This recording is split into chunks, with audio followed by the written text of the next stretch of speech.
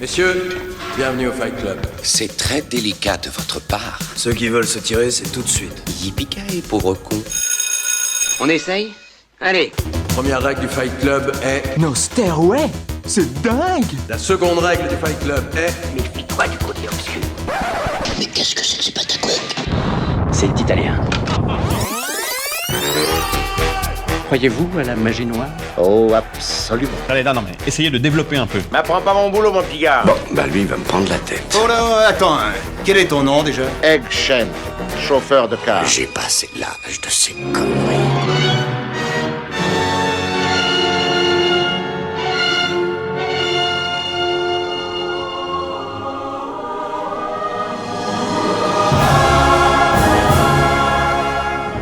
Salut à toutes et à tous et bienvenue dans ce 6e grand format de Retour à l'écran.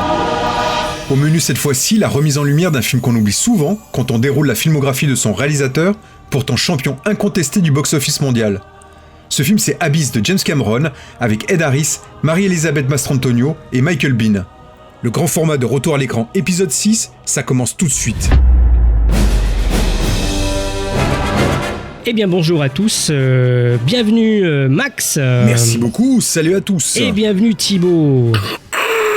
Et bienvenue, nous sommes à 2000 mètres de profondeur et je suis content de vous retrouver.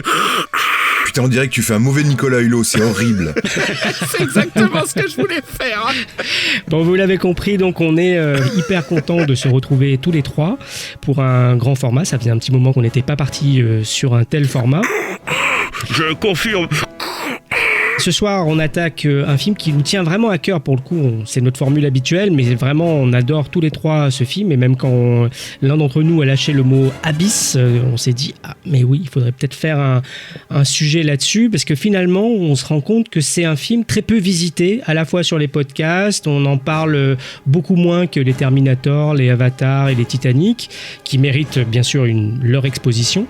Mais globalement, on trouve qu'il y a quelque part une part d'injustice à oublier ce qui est peut-être le meilleur film de James Cameron. On va en débattre. Ou en tout cas le plus personnel. En tout cas le plus personnel, ouais.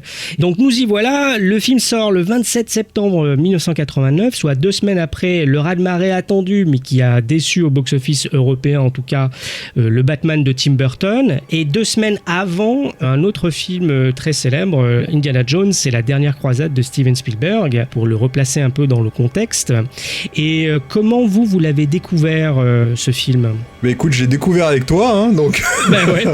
tout simplement, on l'a découvert en salle, donc en ce mois de septembre 89.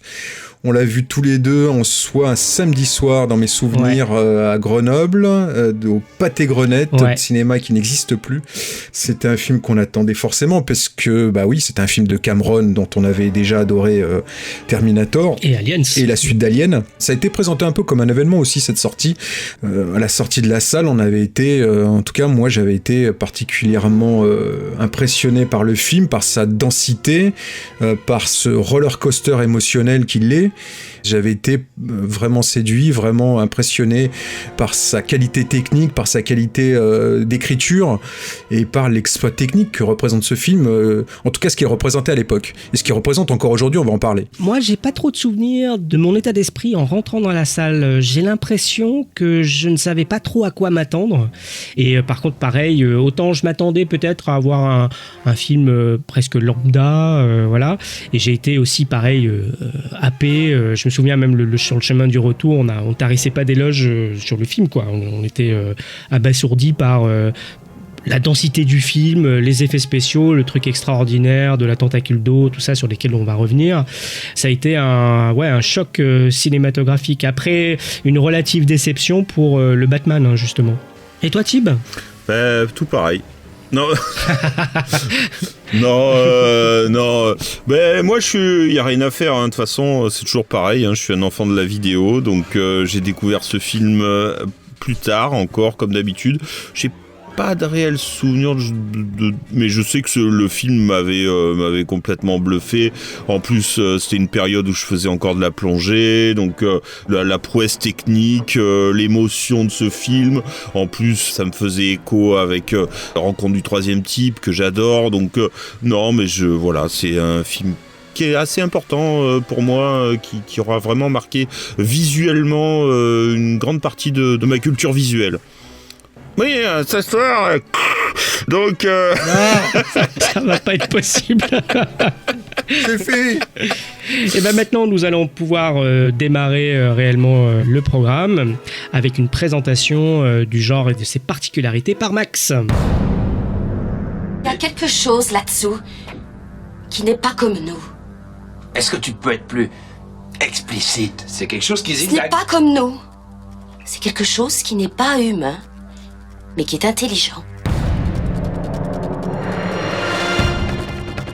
Abyss, c'est quand même un film difficile à classer parce qu'il se situe un peu à la frontière entre thriller de catastrophe pendant une grande partie de sa durée, et ensuite il bascule dans le film de science-fiction aquatique qui rappelle, comme tu le disais tout à l'heure, Tib, ça rappelle notamment toute la fin, Rencontre du troisième type de Spielberg qui était sorti une quinzaine d'années plus tôt. Même si cette partie de science-fiction, elle se situe vraiment dans le dernier quart du film, on a appris à le classer quand même, ce film, dans le genre de film de science-fiction aquatique. Alors c'est un genre un peu fourre-tout parce qu'on y trouve quand même des films aux symboliques et aux allégories assez différentes. C'est pas faux. Il y a celle avec des extraterrestres belliqueux cachés au fond des mers qui, comme ceux qui débarquaient de l'espace, symbolisaient d'abord la peur de l'invasion communiste, puis celle tout simplement de l'étranger. Il y a aussi ceux avec des créatures étranges et monstrueuses, fruits de manipulation génétique, qui eux dénonçaient les dérives scientifiques qu'on pourrait aussi inclure dans le sous-genre de l'éco-horror, dont on a déjà parlé, notamment dans Wolfen. Et puis, idem pour ceux ayant pour cadre des catastrophes naturelles sous-marines. Et puis, il y a ceux plus rares mettant en scène des entités plus amicales, comme c'est le cas d'Abyss, avec Rencontre du troisième type. Donc, si on inclut les films qui se passent en partie à la surface et ceux qui se passent exclusivement dans les profondeurs, donc la liste, elle est quand même assez grande. Mais Abyss se passant quasiment exclusivement sous l'eau, on va donc se focaliser sur ceux où le jour est absent pour citer les films qui lui ressemblent plus ou moins. On peut quand même citer, bien sûr, 20 milieux sous les mers de Richard Fleischer, dont on a déjà beaucoup parlé dans les précédents épisodes. Oui, hein, Richard Fleischer. Conan le Destructeur. Calidor. Calidor. Ça suffit. Même si l'adaptation de Fletcher n'est pas la première de celle du célèbre roman de Jules Verne, il y avait déjà eu 2 autres adaptations auparavant, mais c'est encore celle qui aujourd'hui marque les esprits. On peut parler du Sous-marin de l'Apocalypse d'Irwin Allen. Ah ouais. Et puis, plus récemment, on peut parler de Léviathan de Georges Cosmatos, avec là, typiquement, une entité beaucoup plus belliqueuse. On peut parler de Mal, Mutant aquatique en liberté, qui se situe un peu au même niveau que Léviathan. D'ailleurs, ils sont sortis quasiment la même année. On peut parler de Abîme. Oui, exact. On peut parler de Peur bleue de Rémi Harlin avec un requin et des effets spéciaux qui, aujourd'hui, prêtent plutôt à rire, mais même si le film est plutôt pas mal. Enfin, c'est une série B totalement décomplexée, mais plutôt sympa. Moi, je l'avais adoré. Hein. Moi, perso, je l'avais kiffé. Hein. Je l'avais acheté en zone 1, en DVD. Je m'étais éclaté. La mort de Samuel Jackson, encore aujourd'hui, elle est mythique. Ouais, c'est trop bon. C'est un gros nanar avec des moyens, c'est trop bon. Putain, c'est quoi ça? Ils chassent en meute, comme des chiens sauvages. Quelqu'un peut-il me dire ce que c'est? Ce que vous avez fait, c'est de nous mettre tout en bas de cette chaîne alimentaire.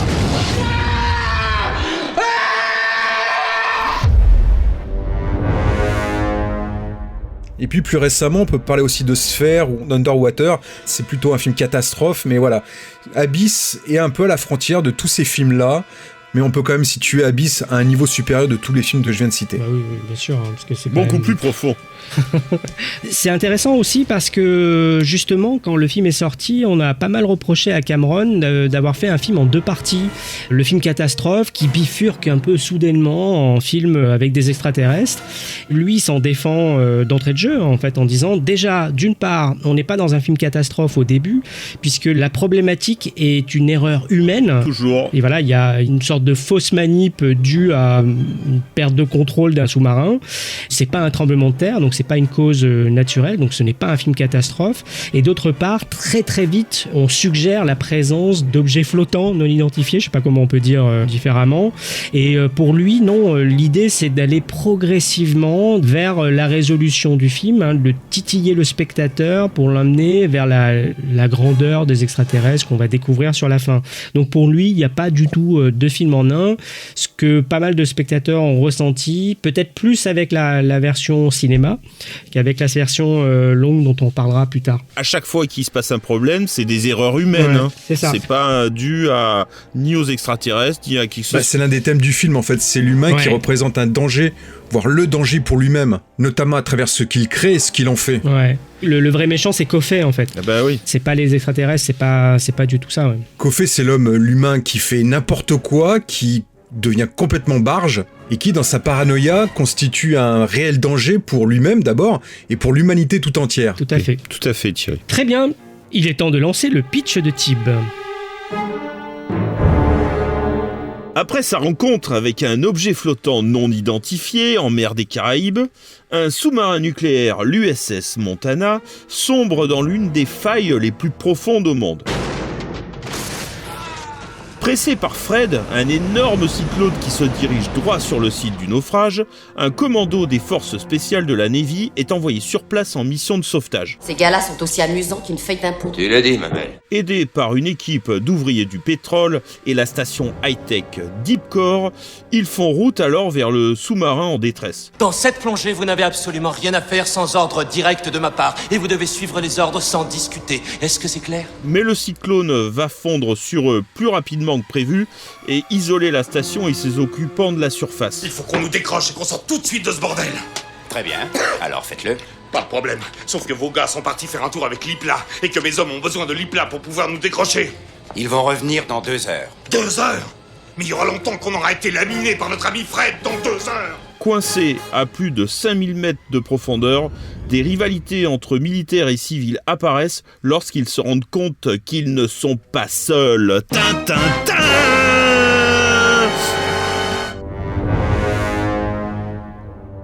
Abyss est donc un film réalisé par James Cameron. Alors mais qui est James Cameron ?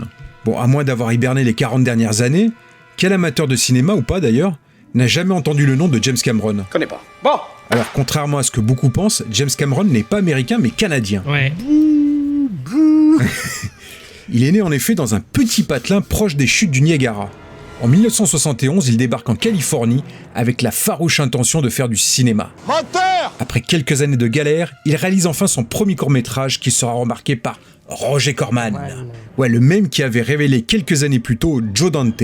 Vous vous souvenez, on en parlait justement dans notre grand format à propos de l'aventure intérieure. Qui, moi ? Véritable touche-à-tout, il sera alors tour à tour directeur artistique sur Les Mercenaires de l'espace, réalisateur de la seconde équipe sur La Galaxie de la Terreur en 81, et bossera même sur les effets spéciaux du cultissime New York 1997 de John Carpenter. Il va faire les matte painting d'ailleurs là-dessus, notamment. Exactement.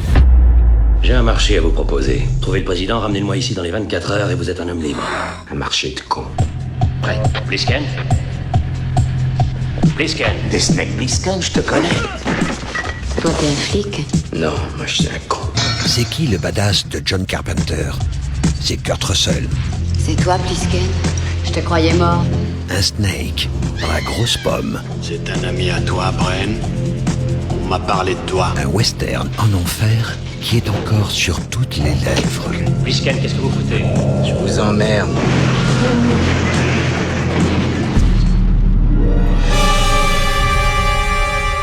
C'est à cette époque donc qu'un obscur producteur, Ovidio Assonidis, lui confie alors en 82 la réalisation de la suite de Piranha réalisée par Joe Dante, quelques années auparavant, après le départ du premier réalisateur dans la précipitation. Un tournage qui tournera vite au cauchemar pour Cameron devant faire face à la défiance de son producteur. Il perd rapidement le contrôle de son film qu'il finira par totalement renier. Revanchard après cette expérience cauchemardesque, il se penche alors sur un nouveau projet qu'il souhaite cette fois-ci quadriller de bout en bout, contrôler vraiment de A à Z. Ce film, ce sera bien sûr... Terminator. Ça, Connor.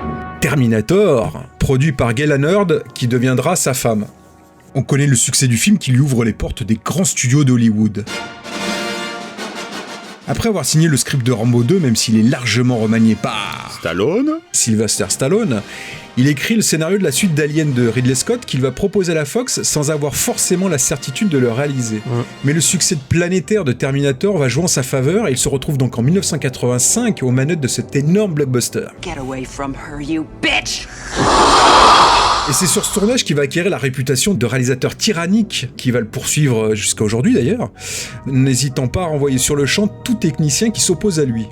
Après le succès de ce second opus de la saga Alien, la Fox lui donne une quasi carte blanche pour son film suivant, qui sera Abyss, et lui autorisant toutes les folies avec une enveloppe conséquente qui se situe entre 50 et 60 millions de dollars. 50 et 60 millions de dollars, c'est comme si on ajoutait le budget de L'Arme Fatale 2 et de Batman de Tim Burton. Donc c'est pour dire quand même l'ampleur du budget. Cameron, c'est quelqu'un qui a suivi des études de physique d'abord et puis après qui a bifurqué vers la littérature. Et il dessinait beaucoup, il peignait beaucoup. C'est un dessinateur et un peintre hors pair. Il a caressé un moment l'espoir de faire de la bande dessinée. Et il écrivait des nouvelles, des choses comme ça. Cameron, c'est un gros fan de plongée, c'est un fan de Cousteau, c'est un fan des profondeurs et c'est aussi un fan de science-fiction. C'est quelqu'un qui a beaucoup lu des romans de science-fiction durant son adolescence. Il lisait un roman par jour, parfois même il lisait secrètement en cours pour pouvoir lire un roman chaque jour. Il était un peu tributaire de ce qu'il trouvait dans les bibliothèques à l'époque. Il faut remonter dans les années 60 lorsqu'on parle de son adolescence. C'est aussi un grand fan de Au-delà du réel qui va lui inspirer quelques idées pour Terminator, justement. Star Wars lui met un grand coup dans l'aile, en gros, comme beaucoup de gens de son âge. Il se dit, ça y est, la technologie, elle est là, il faut qu'on se bouge le cul si on veut faire des films de cet acabit-là, quoi. Et donc, ça va être un accélérateur. Le précédent film qui l'avait fortement marqué, c'est 2001 de Kubrick. Donc à 17 ans, il prend connaissance d'une expérimentation du docteur Kylstra, qui sera important pour la suite, qui parle des respirateurs liquides, qui est une sorte d'invention qui date du milieu des années 70 et qui permet de remplir les poumons d'un liquide chargé en oxygène et donc qui limiterait la pression des profondeurs. C'est-à-dire qu'on pourrait aller beaucoup plus bas que ce qu'on peut faire actuellement. Et donc tout ça a été testé sur des rats, sur des singes et sur un homme, Francis Vallejic, qui est le premier homme donc à respirer à travers ce liquide spécial. Quand Cameron entend parler de ça, il est complètement fasciné. Il décide d'en faire une nouvelle. Et dans cette nouvelle, on suit un groupe de savants dans un laboratoire au fond de l'océan, vers les îles Caïmans, plus exactement la fosse des Caïmans. C'est une plateforme qui va surplomber ce gouffre de 20 000 pieds. Et c'est là où se passe le film d'ailleurs. Oui, c'est ça en plus, ouais. C'est ça, cet aspect-là n'a pas changé. Il y a des signes de vie qui émanent de cette fosse. Et donc, les scientifiques de sa nouvelle plongent un par un pour aller essayer de comprendre ce qui s'y passe, mais personne ne remonte, quoi. Et le dernier scientifique va plonger lui aussi pour aller découvrir ce qui s'est passé. Mais il se retrouve pris dans une sorte de psychose induite par la profondeur, et c'est surtout l'aspect psychologique qui est mis en avant dans cette nouvelle. 15 ans après, en 86, il est en train de terminer Aliens et il tombe sur un documentaire de National Geographic sur les véhicules téléguidés immergés dans l'océan Atlantique et ça lui rappelle sa nouvelle qu'il avait écrite 15 ans plus tôt. Et donc il ressort la nouvelle avec toute l'expérience qu'il a acquise sur les plateaux. Il décide de situer déjà l'action dans un avenir proche. Alors on est autour de 92-94, c'est un peu indéfini. Et surtout, il remplace les savants par des ouvriers spécialistes du forage sous-marin, parce qu'en fait c'est une fonction qui est plus accessible pour le grand public et aussi moins théorique, quoi. Il compte faire une version positive d'Alien, même si c'est dans l'eau. Oui, justement, voilà ce que disait Cameron à l'époque de ce nouveau projet qui était Abyss. Je veux faire un film différent de ceux que j'avais pu faire auparavant. La vraie menace, les vrais monstres qui nous menacent dans les ténèbres sont en réalité notre propension à la destruction et à notre ingéniosité à bâtir des outils pour tuer. Je veux que les créatures d'Abyss soient à l'opposé de celles du film Aliens. Pas ces horribles démons bavant et plongeant dans notre subconscient, mais des créatures pleines de grâce et de beauté, faisant appel à une haute intelligence dont nous sommes capables. Mais après avoir fini son adaptation de sa nouvelle, ça lui paraît un peu trop proche d'Alien, quoi, justement. Donc il hésite vraiment, mais il le fait quand même lire à Galen Hurd, à Scott Rudin et puis à Leonard Goldberg, qui est le PDG de la Fox à l'époque. Alors, ils trouvent tous les trois que l'aspect émotionnel du scénario est hyper fort et ils arrivent à convaincre Cameron de poursuivre la pré-production. Sans encore lui donner la garantie qui sera le réalisateur. Hein. Oui. Comme je le disais un peu tout à l'heure, la Fox n'avait pas forcément prévu qu'il le réalise, c'est simplement qu'il lui achète le script final, mais c'était pas acquis pour lui qu'il le mette en scène. Hein. Oui, c'est vrai.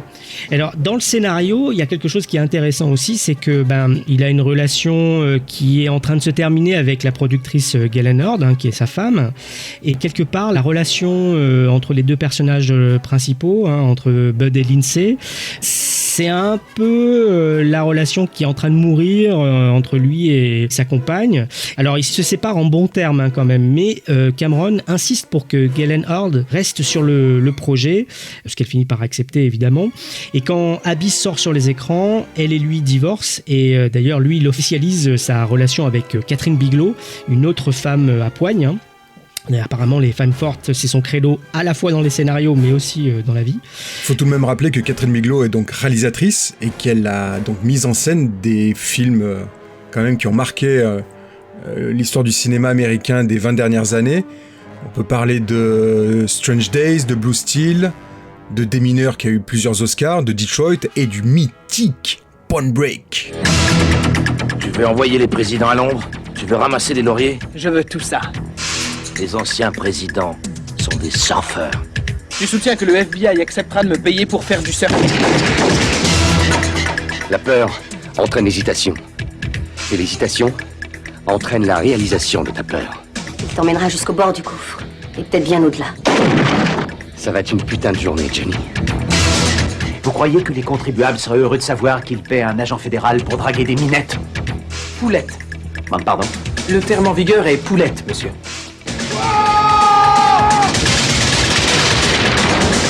Adios, amigo!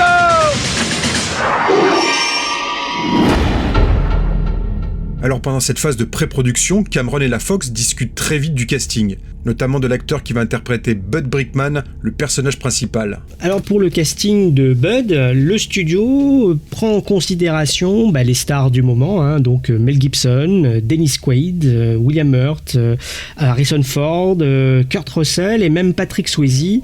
Mais James Cameron, lui, il a deux choix en tête. D'une part Jeff Bridges et de l'autre côté Ed Harris. Je ne sais pas pourquoi Jeff Bridges est pas casté, mais en tout cas, le studio n'est pas trop convaincu par la présence de Ed Harris parce que il manque d'expérience comme premier rôle, quoi. Alors Ed Harris aujourd'hui, évidemment, c'est quelqu'un d'hyper connu.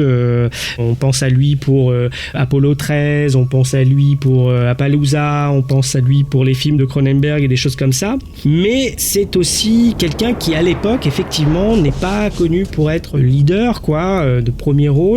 On l'a vu dans un film de Romero qui s'appelle Knight Rider.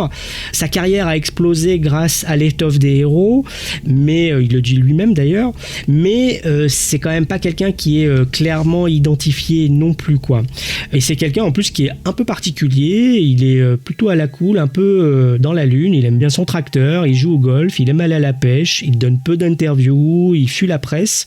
Et pourtant, on lui donne pas mal de rôles de dur. Il a une présence et un charisme de dingue à l'écran. C'est le flic qui tabasse Christophe Lambert dans le complot, c'est le dur à cuire dans Under Fire.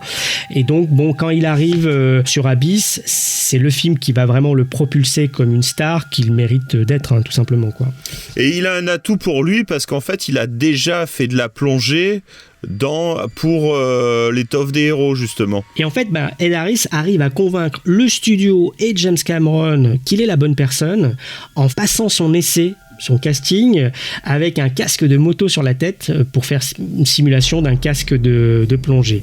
Il est assez fort, cet Ed Harris. On nous demande de fermer le puits de forage et de nous préparer à déplacer la station. Merde! La compagnie nous a invités à coopérer dans une affaire de sécurité nationale. Maintenant, vous en savez autant que moi. Retirez vos combinaisons et allez en salle de contrôle, briefing dans 10 minutes. Merde. Dépêchons, faut faire vite. On y va. Et alors, pour lui donner la réplique, on va devoir choisir quelqu'un, Max. Alors c'est un peu le même cas que pour Ed Harris en fait. Elle a joué avec un casque de moto. Non, elle a pas joué avec un casque de moto, mais elle a été choisie parce que c'était un peu l'actrice qui montait un peu à l'époque. Quand elle décroche le rôle féminin de Abyss, Marie-Elisabeth Mastrantonio est plutôt au début de sa carrière, mais elle a quand même déjà quelques films solides à son actif. D'origine italienne, Marie-Elisabeth Mastrantonio débute au cinéma en 1983 en faisant de la figuration, notamment dans La Valse des Pantins de Martin Scorsese.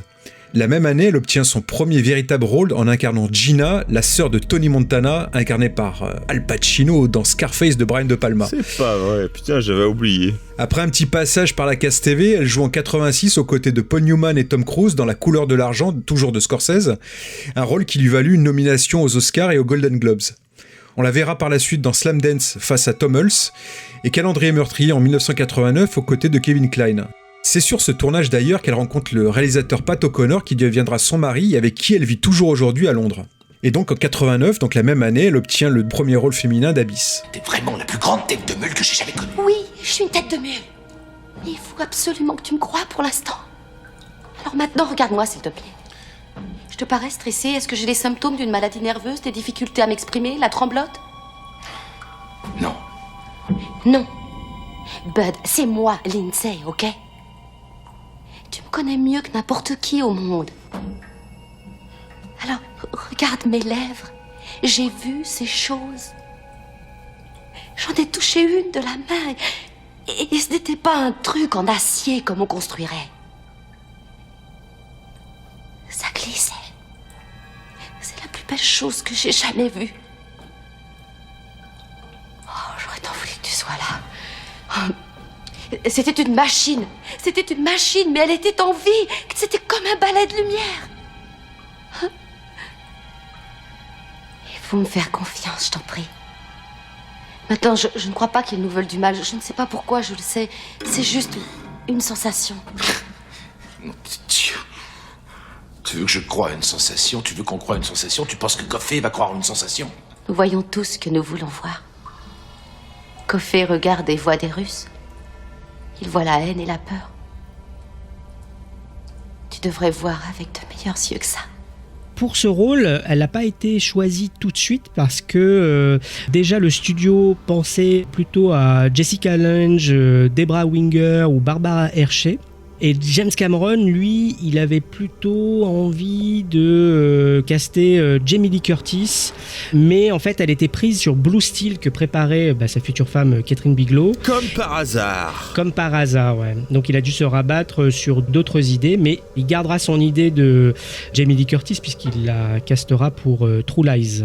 Et ensuite, le reste du casting, Tib, qui est-ce qu'on retrouve mon chouchou, bah oui. Michael Biehn.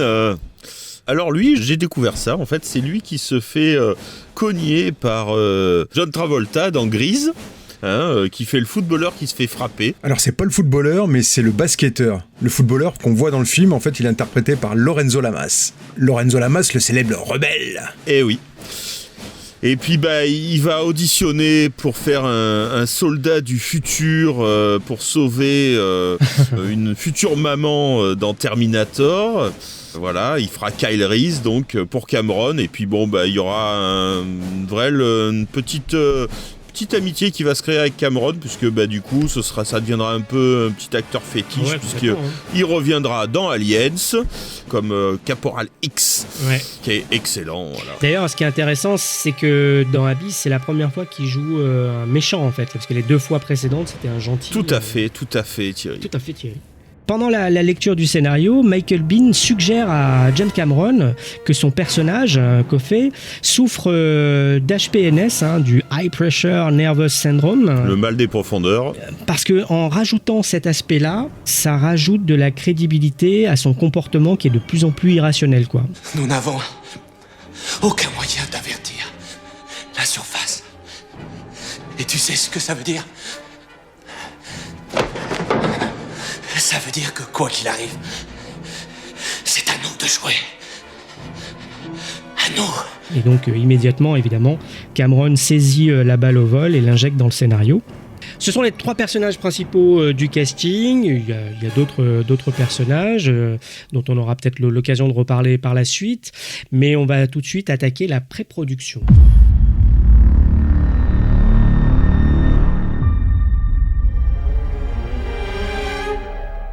Donc le scénario d'Abyss que tu as bien résumé tout à l'heure implique forcément un tournage en format XXL. En cette fin des années 80, on est en effet au balbutiement des effets numériques et on ne peut pas encore envisager de créer la majorité des décors sur un ordinateur pour que le film soit crédible. Parce que Cameron veut vraiment que le film soit crédible, qu'on a l'impression que tout est réel, que tout existe. Cameron et son équipe partent donc à la recherche d'endroits pouvant absorber de telles contraintes avec un tournage qui doit se passer majoritairement sous l'eau. Cameron avait initialement prévu de tourner aux îles Caïmans où l'histoire se déroule. Mais il s'est rapidement rendu compte que ça allait être trop compliqué en raison notamment des possibilités de tournage limitées et de la météo changeante constamment. Mesdames et messieurs, bonsoir. Le temps se gâte décidément.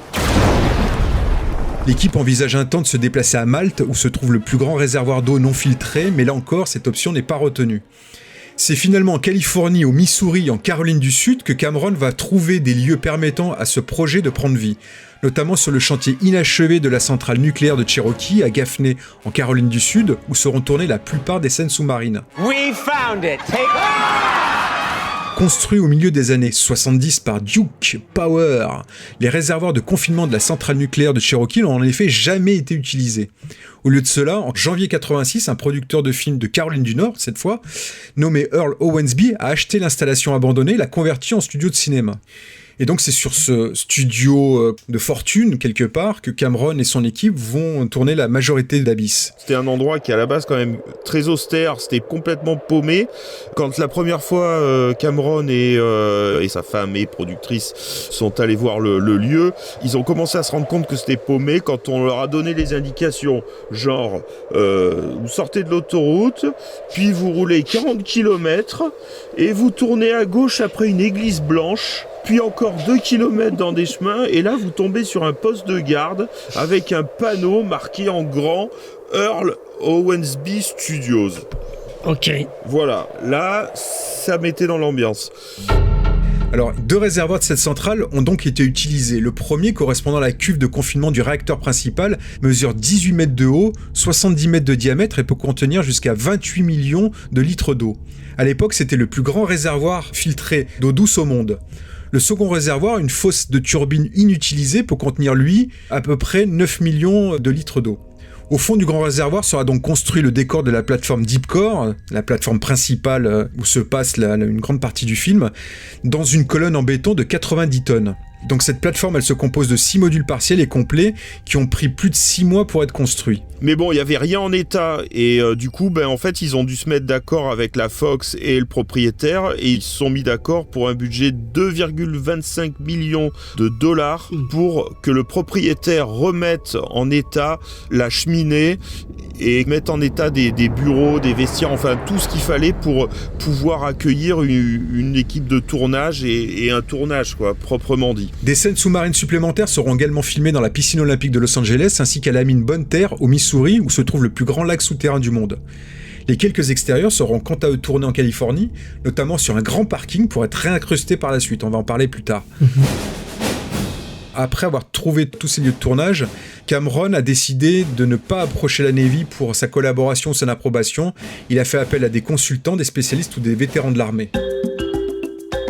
Oui, justement, même les comédiens, eux, ils vont suivre une formation dans les Caraïbes.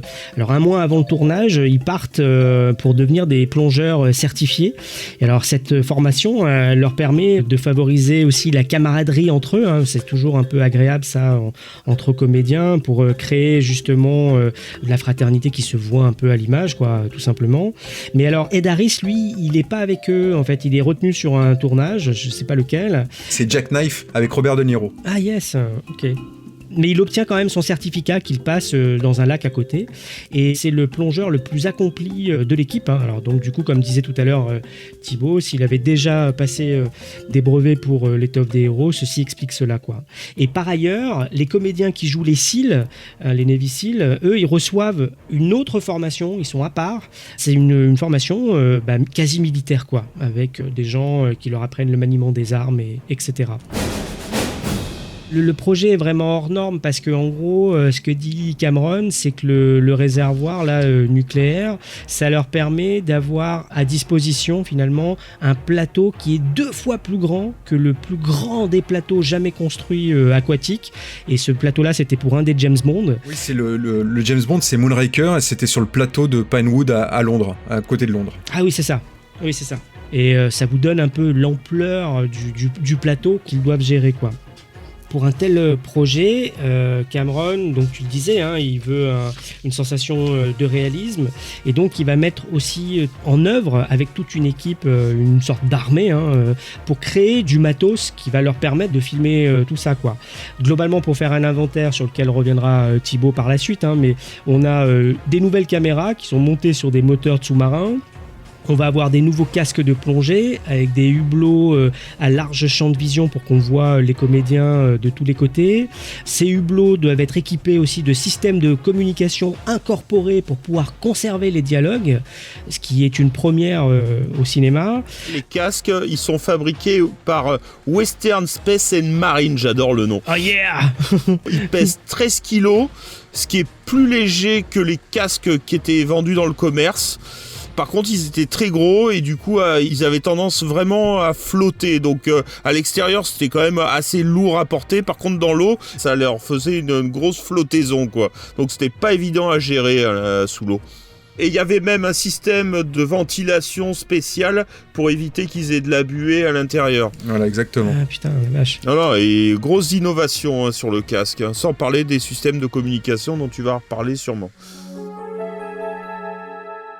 On va aussi avoir une immersion de décors colossaux, grandeur quasi nature à l'intérieur du réservoir. Il faut aussi inventer des nouveaux postes d'éclairage. On amène des projecteurs HMI, c'est-à-dire des projecteurs avec une grande puissance d'éclairage. Sous l'eau, c'est quand même... Voilà, l'électricité et l'eau, ça reste quand même toujours un peu touchy. Donc là, pareil, il y a des grosses améliorations, notamment au niveau du câblage et au niveau de la conservation des lampes. Il y a aussi des nouveaux bathyscaphes qui sont des vaisseaux sous-marins explorateurs qui sont perfectionné, on va dire, pour l'occasion, notamment par son frère, j'y reviendrai après, le frère de Cameron. On a plusieurs compagnies d'effets spéciaux, on a 6 ou 7 compagnies d'effets spéciaux dans Dream Quest et ILM. Quasiment toutes les sociétés d'effets spéciaux de la côte ouest vont être réquisitionnées sur Abyss. C'est pas une première, mais c'est à cette échelle-là, c'est assez monstrueux. Ça explique que, voilà, qu'ils veulent pouvoir sortir le film aussi dans les temps. C'est tellement massif comme type d'effets spéciaux qu'ils ont préféré subdiviser les tâches, même si c'est un peu flippant au départ. James Cameron a été très vite rassuré par le professionnalisme de tout le monde. Ouais, parce qu'il faut rappeler que le délai prévu entre la fin du tournage et la sortie était assez court.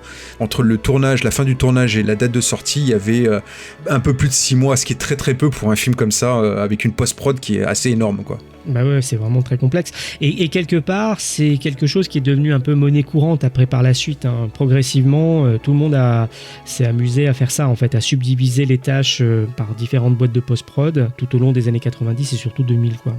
Aussi, on a aussi un monitoring vidéo sous l'eau, c'est-à-dire qu'on peut voir les scènes qui sont filmées sous l'eau et les revisionner directement sous l'eau. Donc Cameron a passé des heures et des heures dessous la flotte pour revisionner aussi ces images.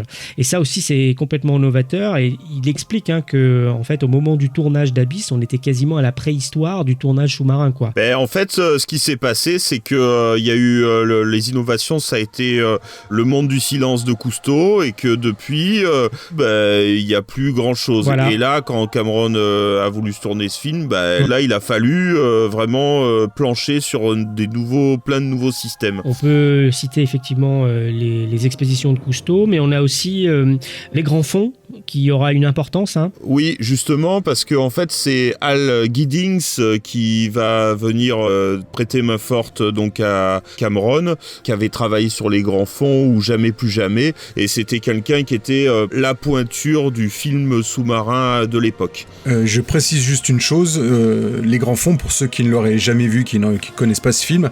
Donc c'est un film qui est sorti en 1977 avec Jacqueline Bisset et Nick Nolte, entre autres. Et c'est un film qui a été écrit par l'auteur du roman des Dents de la Mer.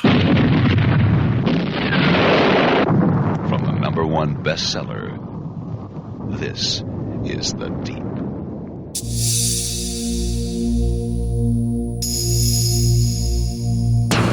je ne sais pas s'ils s'en sont servis, mais il y a eu quelques innovations aussi sur le Grand Bleu de Luc Besson aussi.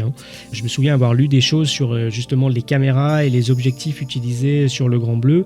Est-ce qu'il y a eu des vases communicants entre eux? Je ne sais pas. Besson qui est aussi un passionné de plongée. D'ailleurs, sur des séquences, notamment au Pérou, qu'il a tourné au Pérou dans le Grand Bleu, c'est lui qui plonge et qui filme lui-même Jean-Marc Barr et ses doublures sous le lac de montagne. Tout à fait. Un jour, je dirai tout mon amour pour le Grand Bleu. Ouais, moi aussi, et je te suivrai. Mais en tout cas, il y a eu quand même quelques petits précédents, mais c'est vrai que Abyss, c'est un vrai bond en avant sur tout le matériel, mais quel qu'il soit.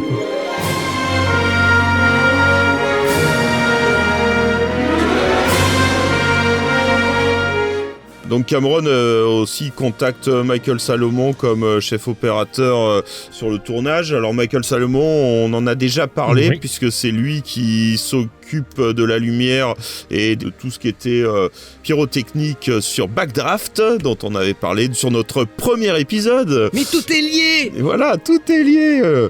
Alors Michael Salomon, ce qui est rigolo quand même, il va aller discrètement s'entraîner pour faire de la plongée parce qu'il n'avait pas suivi les stages des acteurs et de l'autre équipe. Et il est allé s'entraîner tout seul dans son coin pour venir aider Cameron sous l'eau. Bon, le problème, c'est que ça a été une catastrophe. Il était vraiment pas très doué. Il passait son temps à se taper sur les autres techniciens, sur les décors, et à faire du rétropédalage et à décoller la vase. Donc, bon, voilà. Cameron était quand même très content de l'avoir, lui et Al Gidding, sous l'eau, quand même. Pour aussi l'aider dans cette tâche, Cameron va faire venir sur le plateau son frère, qui est ingénieur, qui est créateur des sous-marins du film. Alors, en fait, non, c'est pas le créateur des sous-marins. Lui, alors il fait venir son frère effectivement parce qu'il est ingénieur et que c'est un dingue du LM. Il va le contacter en fait pour fabriquer des sortes de caméras propulsées sur lesquelles ils vont installer 2 propulseurs pour pouvoir aller en avant, en arrière, enfin dans toutes les directions, mais surtout avant et arrière parce que ça c'est quelque chose qui se faisait jamais. Parce que Cameron voulait faire des plans beaucoup plus rapides, ce qu'il ne pouvait pas faire avec ce qui existait. Ouais, d'ailleurs, c'est le frère qui pilote tout ça, en fait. Tout à fait, caché sous une bâche avec une petite radio, et comme il dit, c'était très difficile à piloter parce que il touchait à peine la manette, le véhicule avançait de 1 mètre, et il voyait pas grand-chose, et tout ce qu'il entendait, c'était son frère lui hurler dans le casque. Oui, parce qu'en fait, Cameron a été très très dur avec lui apparemment, peut-être plus dur qu'avec tous les autres membres de l'équipe. Il le reconnaît lui-même, James Cameron. Il le fait même manger un crabe au début dans l'épave du sous-marin. Et c'était la première expérience sur un film, et donc voilà, c'était un peu un bizutage, quoi. James Cameron va s'entourer d'autres pointures pour la réalisation d'Abyss. Oui. Juste après que le scénar et que le décor soient trouvés, en fait, il va appeler John Bruno, donc un ancien de chez Boss Film, qui va être contacté en fait pour aider Cameron à établir donc un plan de travail et surtout un devis pour les effets spéciaux. John Bruno, c'est quelqu'un qui est très reconnu à ce moment-là pour son travail sur Poltergeist 2 et SOS Fantôme, qui vient de cartonner, donc c'est un atout majeur pour épauler Cameron sur ce tournage. Ouais, il va devenir le superviseur des effets visuels du film, ouais. Après, il y a une autre personne aussi qui va appeler très vite parce que qui va être là et qui va travailler un peu à part pendant un moment, c'est Ron Cobb. Et si vous ne connaissez pas Ron Cobb, vous connaissez sûrement son travail parce que c'est lui l'inventeur de la DeLorean, de Retour vers le futur et du Nostromo de Alien.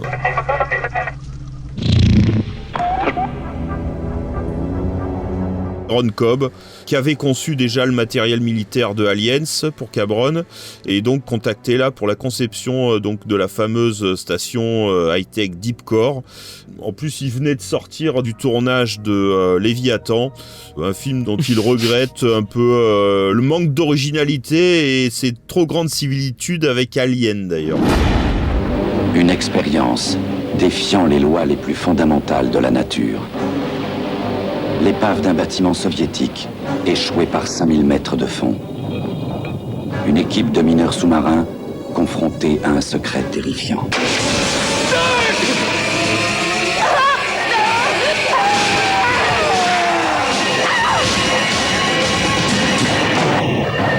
Léviathan.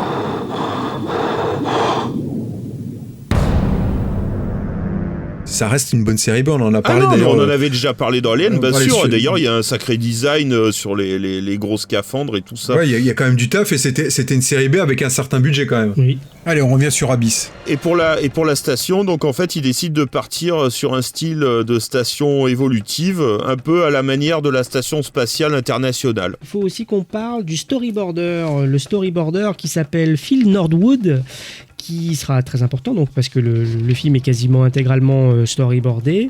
C'est aussi quelqu'un qui s'occupera plus tard de l'affiche. C'est lui qui va proposer justement un title design un peu mystérieux, tout ça. Et c'est aussi lui qui va participer à l'élaboration de quelque chose qu'on verra tout à l'heure, le pseudopode, la tentacule d'eau, justement avec Bruno et Cameron en fait. Ils ont dû apprendre à contrôler l'eau. Je veux dire au niveau moléculaire. Vous savez, ils peuvent la modeler, la polymériser, ils peuvent en faire tout ce qu'ils veulent. Ils peuvent la mettre sous contrôle de l'intelligence. Peut-être que toute leur technologie est basée là-dessus. Sur quoi? Le contrôle de l'eau. On s'approche du tournage et donc il y a quand même un gros décor à faire, c'est le décor du deepcore parce que Cameron veut un deepcore presque en grandeur nature. Donc en fait il fabrique presque les 2/3 de la station en grandeur nature. Donc dans le réservoir principal, donc l'ancienne cheminée, c'est Leslie Dilley qui va s'occuper de ça. Donc Leslie Dilley, c'est un chef décorateur oscarisé, notamment pour des petits films comme Star Wars ou Les Aventuriers de l'Arche perdue. Et donc ils vont faire cet énorme édifice de plusieurs tonnes de métal et de béton, un château de 7 mètres de haut sur 30 mètres de large qui va surplomber un fossé de 9 mètres de profondeur, le fameux gouffre au bord duquel il s'arrête avec la station. Mais bon, comme ils ont déjà pris presque 2 semaines de retard à cause des travaux de l'aménagement des studios, en fait ils décident de commencer à remplir le réservoir avant d'avoir fini les décors. Parce qu'ils savaient qu'il faudrait au moins 5 jours pour remplir le réservoir en entier. 5 jours pour tout remplir, mais c'est juste, tu vois, c'est colossal, quoi. Donc ils font le bas et ils montent et en même temps ils commencent à remplir le bassin. Ce qui s'est fini par, du coup, en fait, on avait toute une armée de peintres en train de peindre les murs du bassin. Ils étaient tous installés sur des radeaux pendant que l'eau montait tranquillement. Donc à cause des travaux, le tournage ne commencera donc que le 15 août 88. Alors je reviens rapidement sur ce retard au démarrage. Donc en fait, comme tu l'as dit Thib, le tournage va débuter le 15 août 88, alors qu'il devait commencer, pour rappel, début août, donc 15 jours avant. Un retard causé par la complexité de la fabrication en quasi-taille réelle de la plateforme Deepcore. Alors justement, ce retard commence déjà à faire tiquer un peu le studio de la Fox. Les responsables du studio vont donc envoyer une sorte de contrôleur de gestion qui va rester jusqu'au bout du tournage pour voir comment Cameron gère sa production et s'il fait pas trop de dépassements. Surtout que lui, il s'en fout de l'autorité du studio, lui, il fait ce qu'il veut. Lui, d'ailleurs, il le dira même plus tard, il considère pas le studio comme son supérieur, comme son boss, mais comme un collaborateur. C'est lui qui a le leadership et veut le garder le leadership jusqu'au bout et sans avoir à subir la pression du studio. Et donc rapidement, entre cet émissaire envoyé par la Fox et Cameron, les relations vont être un peu compliquées.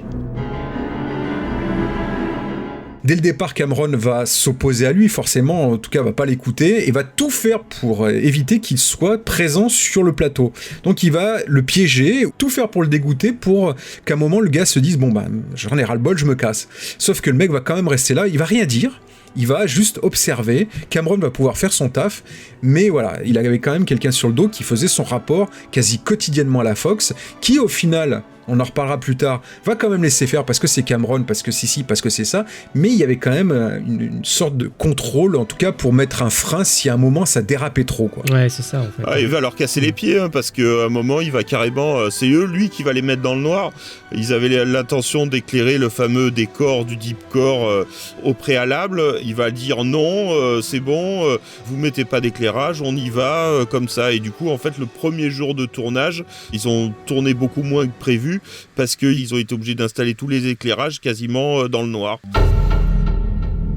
En fait, il est stratège, il essaye vraiment de gouverner les trucs, il doit penser à 15 000 trucs en même temps, enfin, c'est assez sidérant, quoi. C'est un vrai chef d'équipe et c'est presque un chef d'armée, en fait, finalement, c'est ça, hein. Et qui se comporte comme un chef militaire. Ah non, mais il est tout, hein. Il est dans les mains dans le cambouis. La veille du tournage, le dimanche, il y a Cameron qui est quasiment tout seul sur les lieux, il y a une canalisation qui pète, qui perd des milliers de litres à la seconde, mais un truc de fou. Et en fait, il va se démerder à patauger là-dedans et il va trouver une valve et c'est lui qui va arrêter la fuite. Ça montre bien le côté, j'en ai pas parlé tout à l'heure en le présentant, ça montre quand même le côté multitâche du bonhomme qui est un autodidacte. Tout à fait. Il faut le rappeler, il a touché à tout et je rappelais un peu tous les postes qu'il a occupés qui sont assez divers finalement, mais ils sont tous à peu près techniques, mais qui sont très divers. C'est un technicien, c'est un créateur et c'est un chef, un vrai chef de plateau, un vrai chef de guerre, finalement. Un tournage comme celui-ci, c'est presque une guerre, en fait, tellement il est compliqué, il y a une pression et il faut un chef comme Cameron pour pouvoir le mener à bien, quoi.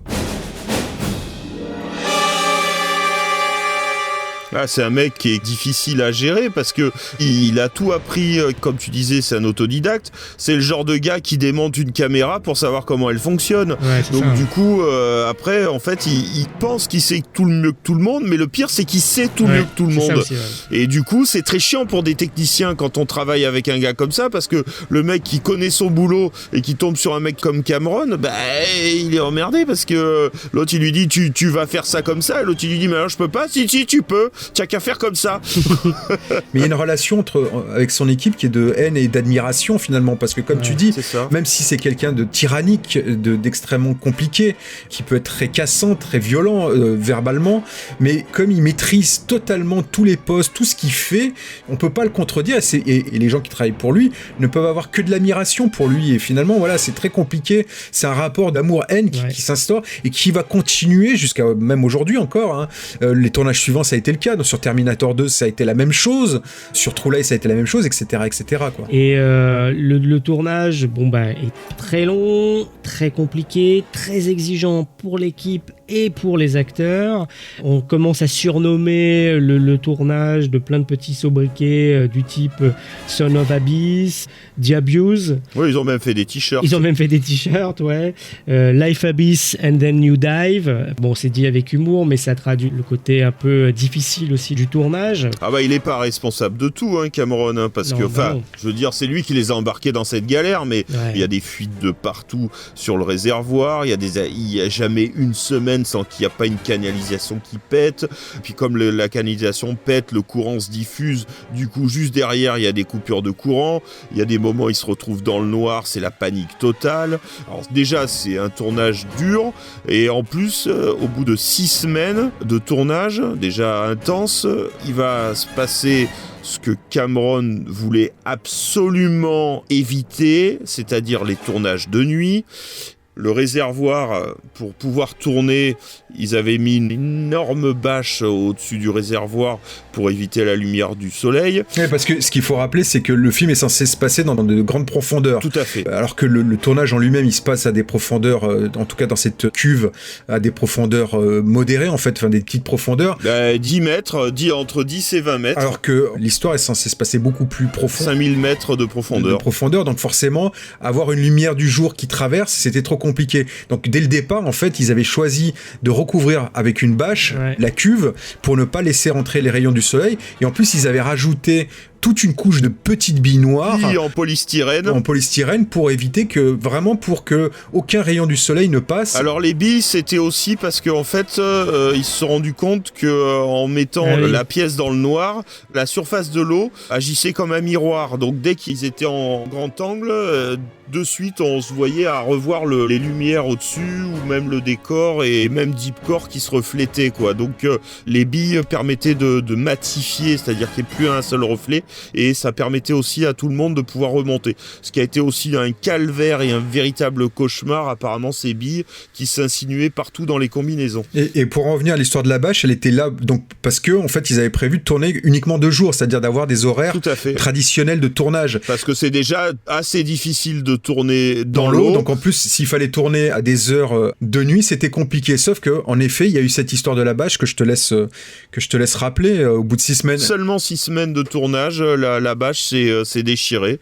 Et à partir de là, ils ont été obligés de tourner de nuit. Sachant qu'en plus, au bout de 6 semaines, la température extérieure avait commencé déjà à chuter. Donc on se retrouve, on est à peu près en octobre, donc il commence à faire froid. On est de nuit, le tournage était déjà compliqué. Alors là, ça devient presque un calvaire pour tout le monde. Alors, il faut savoir aussi que quand même, pour des raisons de sécurité et d'assurance, ils étaient obligés de tourner dans une eau à plus de 27 degrés. Oui, tout Normalement à 35 degrés, mais vu les problèmes de tuyauterie, l'eau baissait souvent. Quand ils avaient un peu froid, ils faisaient des briefings dans une sorte de petit jacuzzi improvisé en fin de journée. Et toute cette équipe qui travaillait dans ce réservoir, qui remue, qui habite là-dedans, forcément, c'est comme une grande piscine, il faut quand même la chlorer. Donc forcément, il y a des moments où on voyait plus grand-chose. Pour revenir à ce tournage de nuit aussi, c'est que certains commencent à s'endormir aussi, parce que des fois, le tournage se terminait à 4-5 heures du matin.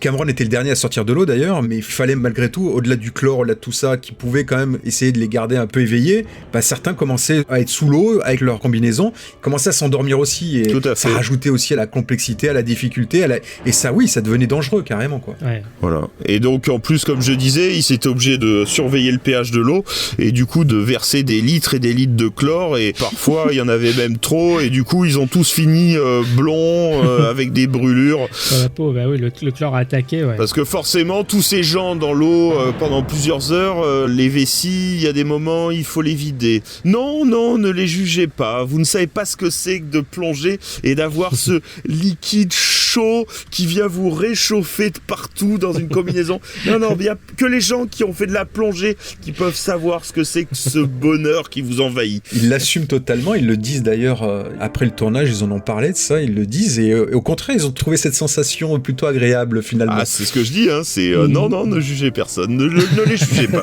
Le juger, c'est moche.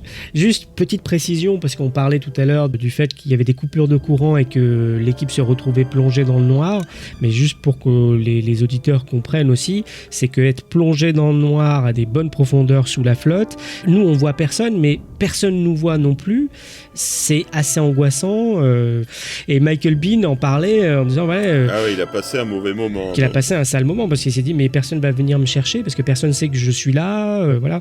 Donc c'est des moments qui peuvent être assez déstabilisants pour tout le monde, hein.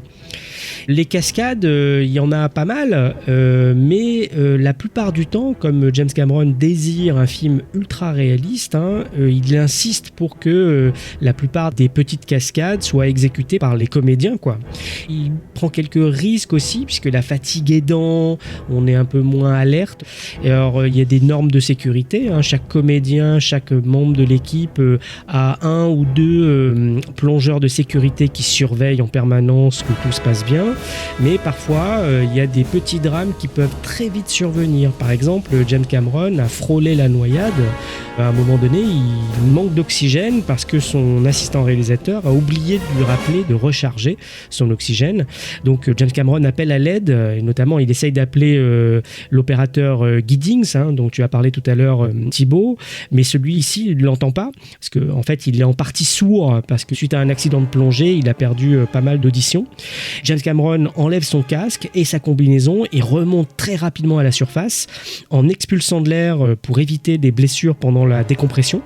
Un des plongeurs de sécurité le rattrape, il pense être sauvé, mais il lui donne le détendeur, mais il est cassé et ne lui envoie que de l'eau.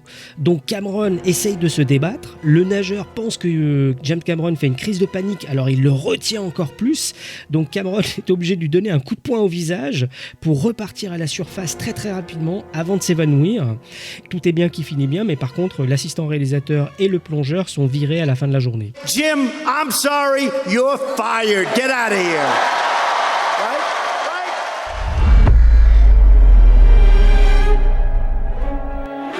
Il va se passer à peu près la même chose pour Ed Harris lors du tournage de la fameuse scène où il descend pour désamorcer l'ogive nucléaire. Pendant le tournage de cette scène, il va se retrouver avec une perte d'oxygène et donc il va se mettre à paniquer. Donc il va appeler l'assistant plongeur qui est censé être là au moment où il est en manque, sachant qu'il faut bien prendre en compte que les assistants doivent être assez éloignés pour pas être dans le champ de la caméra. Donc le temps qu'ils s'aperçoivent que Ed Harris est en panique, qu'il a besoin d'oxygène et le temps qu'il arrive avec la distance, voilà, il y a toute une panique qui qui se met en place. Et dans la panique, cet assistant va tendre justement le détendeur à Ed Harris, sauf qu'il va lui tendre à l'envers. Donc Ed Harris, dans la panique, va pas voir qu'il est à l'envers, il va le prendre, il va le mettre à la bouche, sauf que comme il est à l'envers, il va aspirer majoritairement de l'eau qui va rentrer dans ses poumons. Au lieu d'arranger la chose, ça va empirer la chose. Ed Harris va être en panique parce qu'il va sentir l'eau rentrer, il va commencer à s'étouffer, il va reprendre le détendeur, sauf qu'il a toujours pas été retourné, il va reprendre une deuxième respiration dans ce détendeur qui est toujours à l'envers, et donc il y a encore de l'eau qui va rentrer, la panique monte, et là c'est Al Giddings qui débarque, qui arrive en panique, et qui va retirer de manière violente ce détendeur, va tendre le sien justement, il va le mettre à l'endroit, et il va le donner à Ed Harris qui va enfin pouvoir respirer. Sauf que, voilà, malgré tout, il a respiré de l'eau, donc il remonte en urgence, il arrive donc heureusement jusqu'à la surface, avec zéro séquelle heureusement, mais ça va être un traumatisme pour Ed Harris à ce moment-là, qui malgré tout va avoir eu le sentiment, et c'est la réalité, d'avoir frôlé la mort aussi pendant le tournage de cette scène. Et il va passer une soirée et une nuit très très compliquées physiquement, mais aussi moralement après le tournage de cette scène. Ouais, apparemment. Oui, il a presque voulu partir, il a presque voulu arrêter là. Ouais, il s'est effondré en larmes chez lui ou sur la route. Et ça a été dur aussi pour lui, pour Ed Harris, même le tournage. Il a perdu pas loin de 12 kilos sur le tournage. Quoi. Donc en sachant que tous ces gens qui passent des heures dans l'eau, pour simplifier ça, ils ont mis au point un système qui leur permettait de remplir les bouteilles sous l'eau sans avoir à remonter à la surface. Ce qui faisait gagner du temps. Je vais rentrer par en dessous. Comme ça, je pourrais ouvrir la porte par l'autre côté. Bud, cette eau est glacée! Il ne te reste plus qu'à me souhaiter bonne chance.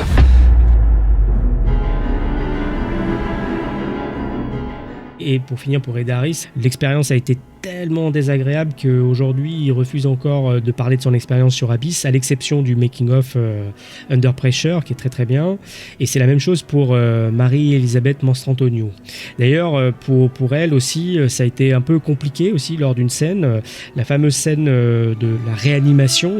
Elle se laisse, il y a une scène où elle se laisse mourir sachant que elle va être réanimée par Ed Harris par la suite. Elle se noie. Elle se laisse noyer pour qu'elle soit ensuite réanimée par Bud. Ça donne une scène vraiment formidable. Et le tournage de cette scène est éprouvant pour les comédiens parce qu'elle est assez chargée émotionnellement et la scène de réanimation nécessite une journée complète de tournage avec un James Cameron qui est assez exigeant, qui fait refaire plusieurs prises certains angles parce qu'il veut qu'on voit bien tout ce qui se passe correctement à l'écran, s'il ne faut pas de bras qui masquent les visages et des choses comme ça. Et c'est très intense pour les émotions que délivre Ed Harris, mais c'est aussi très physique pour Marie-Elisabeth Mastrantonio qui est à moitié nue, toujours humide, qui reçoit des coups sur la poitrine pour être réveillée. On lui met aussi des gouttes dans les yeux pour qu'on puisse dilater ses pupilles, pour que les pupilles soient dilatées et qu'on ait l'impression qu'elle soit morte, mais en fait ce qui fait qu'elle ne voit pas bien. Donc toute cette ambiance-là sur la journée est très pesante. Donc Cameron insiste beaucoup, il tire sur la corde, et sur la dernière prise axée sur Marie-Elisabeth Mastrantonio, la prise est bonne, mais en fait c'est le chef opérateur Michael Salomon qui dit on est obligé de la refaire parce qu'on n'a plus de pellicule, il faut recharger le magasin. Et là Marie-Elisabeth Mastrantonio rentre dans une colère noire et elle s'en va du plateau en hurlant on n'est pas des animaux, et elle ne reviendra pas pendant plusieurs heures sur le plateau. C'est Cameron, Galen Hurd et le mec de la Fox qui vont essayer de la raisonner pour qu'elle revienne, mais elle ne décolère pas pendant très longtemps. Et donc entre temps on tourne les scènes avec Ed Harris qui était censé jouer devant Marie-Elisabeth Mastrantonio, mais en fait on lui donne à jouer devant un sac de sable et il délivre une performance assez incroyable qui est à l'écran alors qu'il joue tout seul avec un sac quoi. Marie-Elisabeth Mastrantonio après le tournage elle dira qu'une chose lors d'une interview, elle en dira pas plus parce que pareil comme Ed Harris elle aura du mal à parler du film après la sortie. Elle dira Abyss était un ensemble de plein de sentiments, amusant n'en fait pas partie. C'est ça. Ok, ambiance. C'est bien, ça va là. Je vais le faire. Alors fais-le. Respire. Envoie la décharge. Attention. Allez bébé. Recommence. Respire. Recommence. Attention. Merde, pas de bout. Non. Je suis désolée, c'est plat, ça reste complètement plat. Non. Non, elle a un cœur très fort. Elle veut vivre. Vas-y Linz. Vas-y bébé.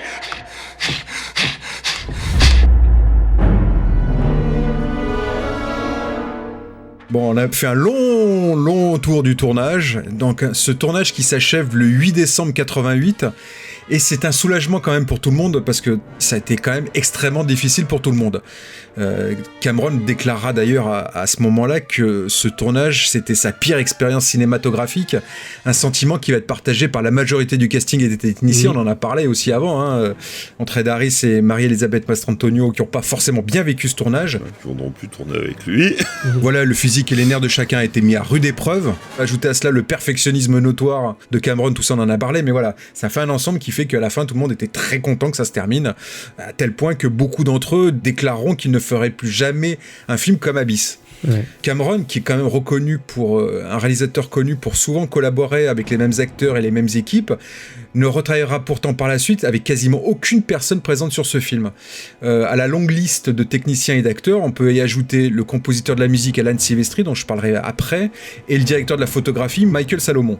J'en parlais tout à l'heure, la sortie d'Abyss étant prévue 6 mois après la fin du tournage, un délai assez court, la post-production doit commencer au plus vite.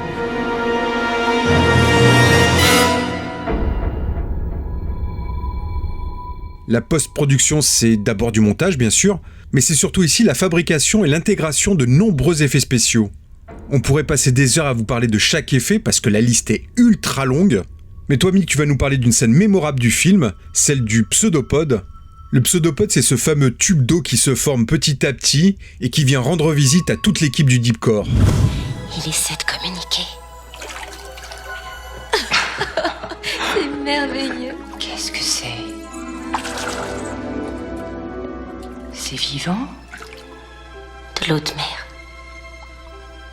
Oh merde.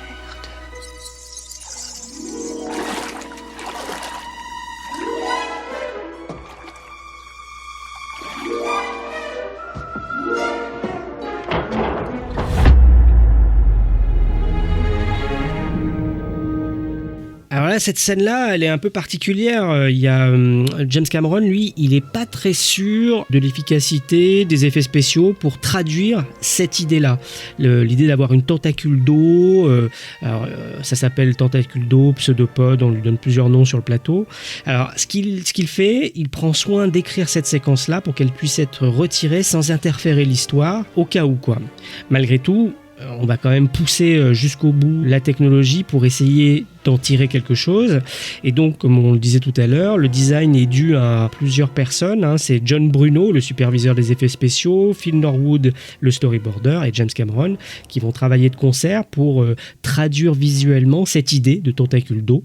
Alors, plusieurs techniques sont envisagées, de l'image par image, avec de la pâte à modeler. Il y a plusieurs techniques comme ça qui sont envisagées, mais à chaque fois, il y a une certaine limite qui est imposée par le trucage choisi.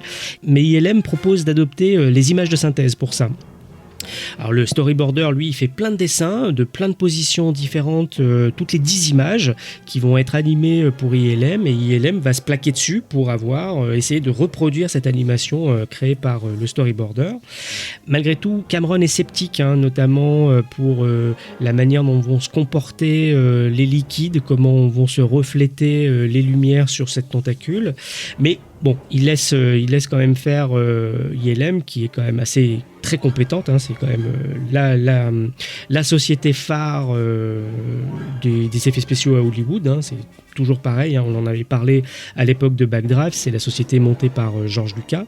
Et en fait, ce qu'ils font, c'est que c'est une des premières scènes qu'ils tournent de tout le tournage pour laisser le maximum de temps à ILM pour élaborer les programmes et trouver la manière de transcrire cet effet spécial-là. Donc avec le maximum de temps, ils essayent de pousser les ordinateurs à leur maximum, tout simplement.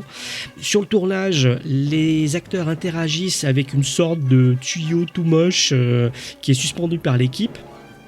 Et voilà, c'est ça qu'on va récupérer. Ces plans-là vont être nettoyés par ILM et on va incruster dessus la tentacule en image de synthèse. ILM aussi va scanner les visages de Ed Harris et Marie-Elisabeth Mastrantonio, puisqu'on voit leur visage qui se forme sur la tentacule d'eau. Et ils utilisent le même scanner qu'ils ont mis au point quelques années avant et qu'ils ont utilisé justement sur le film Star Trek 4. Et à l'arrivée, ils réussissent leur coup. En gros, c'est un des effets les plus incroyables des années 80. Il y a un avant et un après une fois qu'on a vu ce plan-là, quoi. Et cet effet-là va donner quelques idées à Cameron, justement, pour faire un Terminator 2 plus tard, puisque c'est un peu ce qui va générer aussi l'envie de faire un T-1000 complètement liquide. Hasta la vista, baby.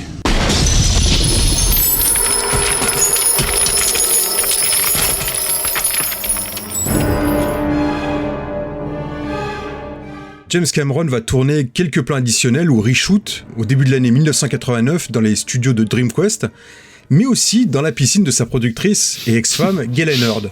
Le but, c'était de dynamiser certaines scènes. À l'issue de ça, il va sortir un premier montage de près de 3 heures. À cette époque, une durée aussi longue, c'était quand même considéré comme un gros risque commercial. En particulier pour un film qui comporte quand même beaucoup de scènes d'action et d'effets spéciaux. Donc la probabilité qu'il soit rentable était quand même assez risquée et faible. Mais contrairement à ce qu'on peut penser, la décision de raccourcir le montage, elle a été prise par James Cameron lui-même, et elle n'a pas été imposée par le studio. En plus, il avait déclaré que les réactions pendant les projections test avaient été quand même assez mitigées. Il a donc estimé qu'il fallait raccourcir le film pour qu'il atteigne une durée de 135 minutes. Cette durée, c'est celle qu'il avait dealée à la base avec le studio. Et pourtant, les responsables du studio, ils ont été horrifiés par la décision de Cameron de tronquer notamment la fin, et lui ont demandé si c'était la bonne décision. Et comme il a le Final Cut, Cameron ne change pas de décision. Ce montage est donc définitivement validé. Moi, je reviens juste sur les inserts, justement. Ça, c'est une technique qu'il emploie déjà depuis Terminator.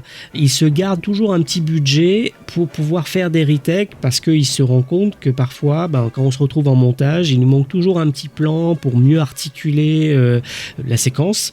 Et donc, il garde toujours une petite somme pour avoir de la péloche, etc. et tourner des trucs bricolés. Donc, c'est notoire sur Terminator. Il y a des choses qui ont été tournées dans son salon avec ses chaussures qu'il a repeint lui-même pour faire croire que c'est le Terminator qui arrive, tout ça. Donc voilà. Et donc j'imagine que c'est issu de la même idée, quoi. Et d'ailleurs, il déclare aussi que pour lui, il y a 3 catégories de films. Il y a les gros budgets, il y a les petits budgets, et il y a ceux sur lesquels on ne peut pas se permettre le moindre gâchis. Lui, il se déclare être un spécialiste de la 3e catégorie. Voilà. Donc c'est un peu le système D qu'il a appris chez Corman, qu'il met en pratique même sur des gros projets comme celui-là, et qui mettra aussi en pratique sur des films comme Titanic ou Avatar. C'est pas con. Bah ouais, c'est pas con. Moi, je trouve ça super. Ça permet d'avoir, pendant ton montage ou à la fin de ton montage, de réajuster, de retourner et de rendre plus efficace certaines scènes. Par exemple, il y a une scène de poursuite entre 2 mini-submersibles. En fait, elle a été tournée, la majorité a été tournée en 88 pendant le tournage dans le bassin A. À Gaffney, ouais. À Gaffney, en Caroline du Sud. Et puis, c'est aperçu pendant le montage que cette scène-là, il manquait quelques inserts, il manquait quelques plans de coupe pour rendre plus efficace cette poursuite. Et donc, avec cette enveloppe-là, il va tourner des plans additionnels de cette poursuite dans la piscine olympique de Los Angeles et ils vont assembler ça. Et des fois, il y a 6 mois de différence entre un cut et un deuxième cut qui arrive à la suite, quoi. Et ainsi de suite. Et c'est une succession de scènes qui ont été tournées à 2 endroits différents et à 2 époques différentes.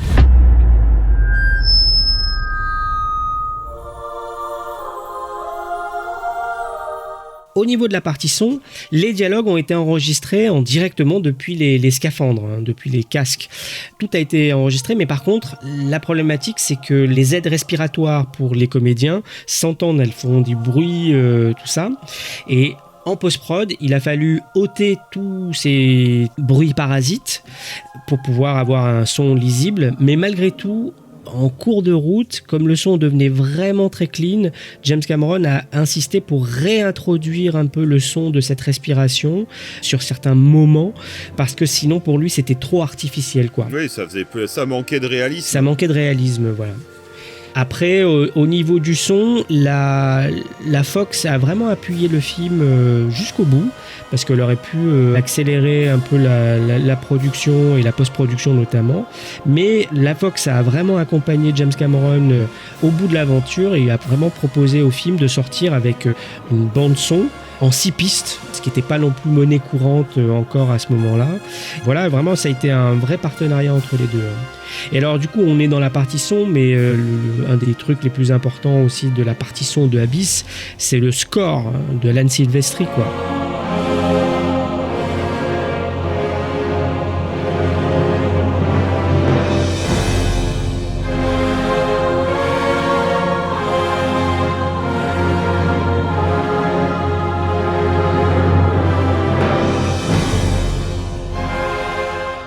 Aujourd'hui, donc, c'est Alan Silvestri qui a été choisi pour composer le score de Abyss, dont ce sera la seule et unique collaboration avec James Cameron, parce qu'il est plutôt habitué à travailler avec Brad Friedel, mais là, il a bossé avec Silvestri.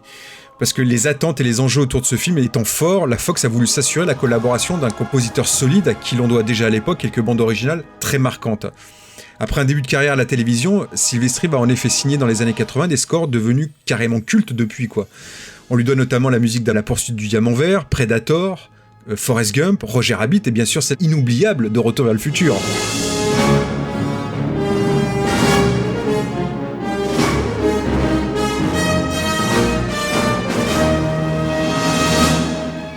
Il deviendra d'ailleurs le compositeur presque attitré de Robert Zemeckis. Plus récemment, c'est lui qui a signé la musique de la saga d'Avengers. Waouh. Alors pourquoi cette collaboration avec Cameron n'aura pas de suite ? Comme beaucoup de gens ayant participé à ce projet, comme je l'expliquais tout à l'heure, il n'a plus voulu travailler avec le Canadien fou, traumatisé par son caractère contrôle fric. Parce que même pendant la composition du score, en fait, Cameron était sur le dos de Silvestri constamment et lui demandait toujours d'aller au sens opposé que proposait Silvestri. Silvestri, malgré tout, s'est plié aux volontés de Cameron, mais voilà, c'était compliqué, il l'a fait vraiment à contre-cœur. Notamment sur la fameuse scène de la mort provisoire de Marie-Elisabeth Mastrantonio, cette noyade en fait volontaire pour pouvoir se sauver, pour pouvoir revenir sur Deepcore. Silvestri avait composé un thème très fort en émotion et Cameron a dit non, pas du tout, moi je veux un truc très très froid, il faut que l'émotion elle se passe au niveau des acteurs et pas au niveau de la musique.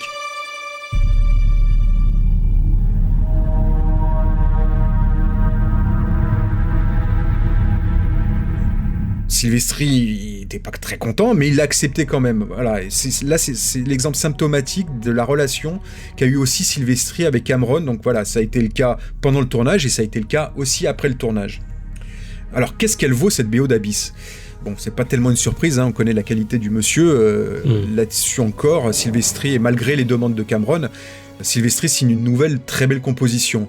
Ce qu'on retient surtout, c'est le magnifique thème principal qui est très court au début, c'est l'opening title qui fait une 40aine de secondes, mais qui sera utilisé maintes et maintes fois dans pas mal de bandes annonces par la suite.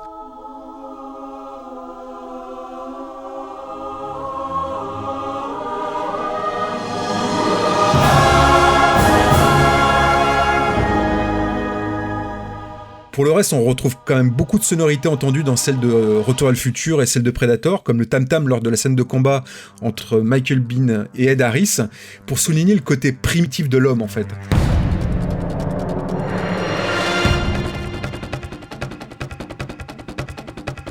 Comme très souvent chez Silvestri, l'ensemble est majoritairement très orchestral, épique, et apporte une puissance émotionnelle supplémentaire au film, pour moi. Le score est fabuleux. Moi j'adore, je trouve ça impeccable. Ce thème principal, là, avec cette envolée, là, quand ça démarre, là, avec le sous-marin qui apparaît. C'est trop bien. Tous les bruits de sous-marin, c'est excellent.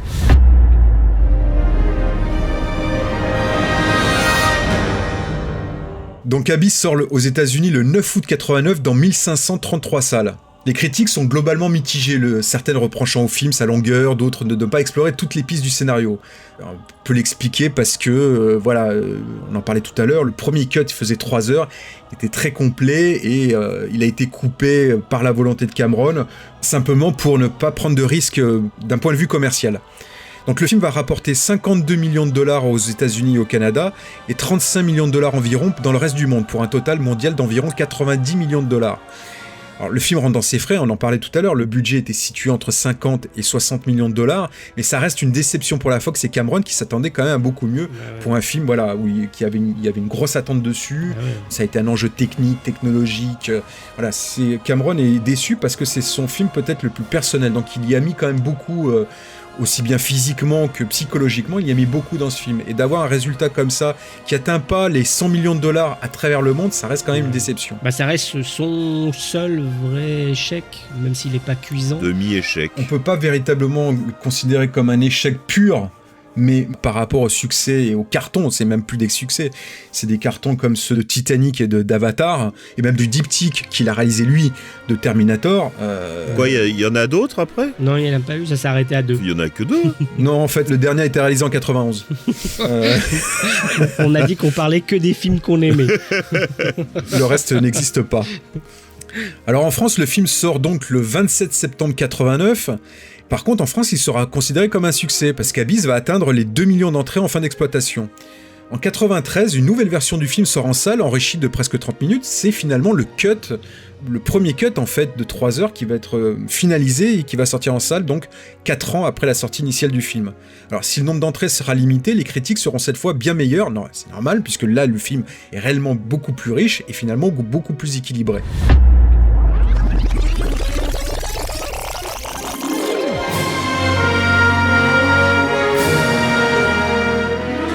Et maintenant, la phase la plus importante, on va vous donner un peu notre sentiment sur le film. Donc on va démarrer cette partie où on va donner notre avis, on va chanter les louanges du film, avec peut-être quelques petits bémols. Mais avant de commencer, on voudrait revenir d'abord sur la version longue, qui est sortie 4 ans plus tard, d'abord en salle, puis après en VHS, et puis bien plus tard en DVD, qui nous a permis de revoir le film, peut-être même de le réévaluer. Quelle est votre impression, vous, sur la version longue du film ? Alors moi, comme je le disais au début, la version courte déjà qu'on avait vue en 89, je l'avais beaucoup aimée. Et c'est vrai que cette version longue que j'ai découvert au début des années 2000, sur le DVD qui était sorti, m'a permis d'encore plus apprécier le film. Je parlerai après des quelques bémols que j'ai quand même sur ce film. Mais le montage de cette version longue m'a paru plus cohérent, me paraît toujours plus cohérent par rapport à la version courte, parce que les ajouts qui ont été faits concernent surtout des interactions entre les personnages. Et donc le fait aussi d'approfondir la caractérisation des personnages permet à mon sens de mieux comprendre leur motivation. Et donc vous l'aurez compris, ma version préférée, c'est la version longue. Ah oui, moi aussi. Ouais. D'ailleurs, ce qui a été réinjecté, c'est pas forcément rajouté, mais réinjecté, c'est toutes les séquences qui sont en lien avec le tsunami, la grande vague qui va arriver et qui va tout balayer. Mais pas que, voilà, justement. J'en parlais, il y avait les relations entre les personnages, il y a ces scènes de tsunami de la fin, il y a beaucoup de bulletins d'infos en fait qui n'étaient pas présents dans la version initiale, qui ont été rajoutés pour bien faire comprendre finalement le contexte aussi mondial, pour expliquer certaines motivations des aliens qu'on comprenait pas forcément dans la version courte. Et là, c'est beaucoup plus clair dans cette version longue. Alors c'est curieux parce qu'en fait, la version cinéma, elle est un peu plus obscure finalement sur les intentions et tout ça, mais ça se termine de manière plutôt ronde, c'est-à-dire ça se termine bien, même si on n'a pas tout compris, il y a quelque chose qui est... c'est pas tout à fait satisfaisant parce qu'on comprend pas tous les tenants et les aboutissants, mais en même temps, ça se termine quand même bien, on va dire. Alors que la version longue, finalement, elle détaille beaucoup plus les choses, elle est beaucoup plus satisfaisante d'un point de vue dramaturgique, mais elle a un petit bémol sur la toute fin, sur l'immersion du vaisseau spatial qu'on voit qui est un peu... quand ils sont sous l'eau, les extraterrestres sont assez majestueux, mais quand ils sont à l'extérieur, il y a un petit côté, ça fait redescendre la magie, je trouve, et je suis pas le seul, je crois. Alors moi, en fait, j'ai découvert la version longue avec le coffret qui est sorti quelques années après, un joli coffret. J'ai dit non, mais j'ai pas envie de revoir la version courte. La version longue était vraiment excellente. Tout ce qui me manquait de la version courte était dans la version longue. Et du coup, en fait, je me suis éclaté avec cette version longue, que j'ai après racheté en DVD. Il y avait une petite coffret en zone 1 qui était sympa avec des petits... Ils avaient fait un joli menu en 3D où on rentrait à l'intérieur du vaisseau avec où on choisissait des portes et tout. Franchement, il était vraiment sympa.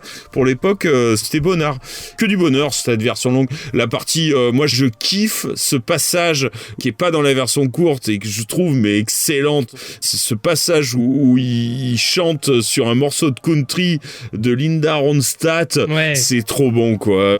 En fait, Cameron, il est trop fort parce que avec pas grand chose, il arrive à créer une ambiance d'équipe, et ça c'est des trucs qu'il sait faire, comme dans Alien avec quand les Marines se réveillent ou le repas.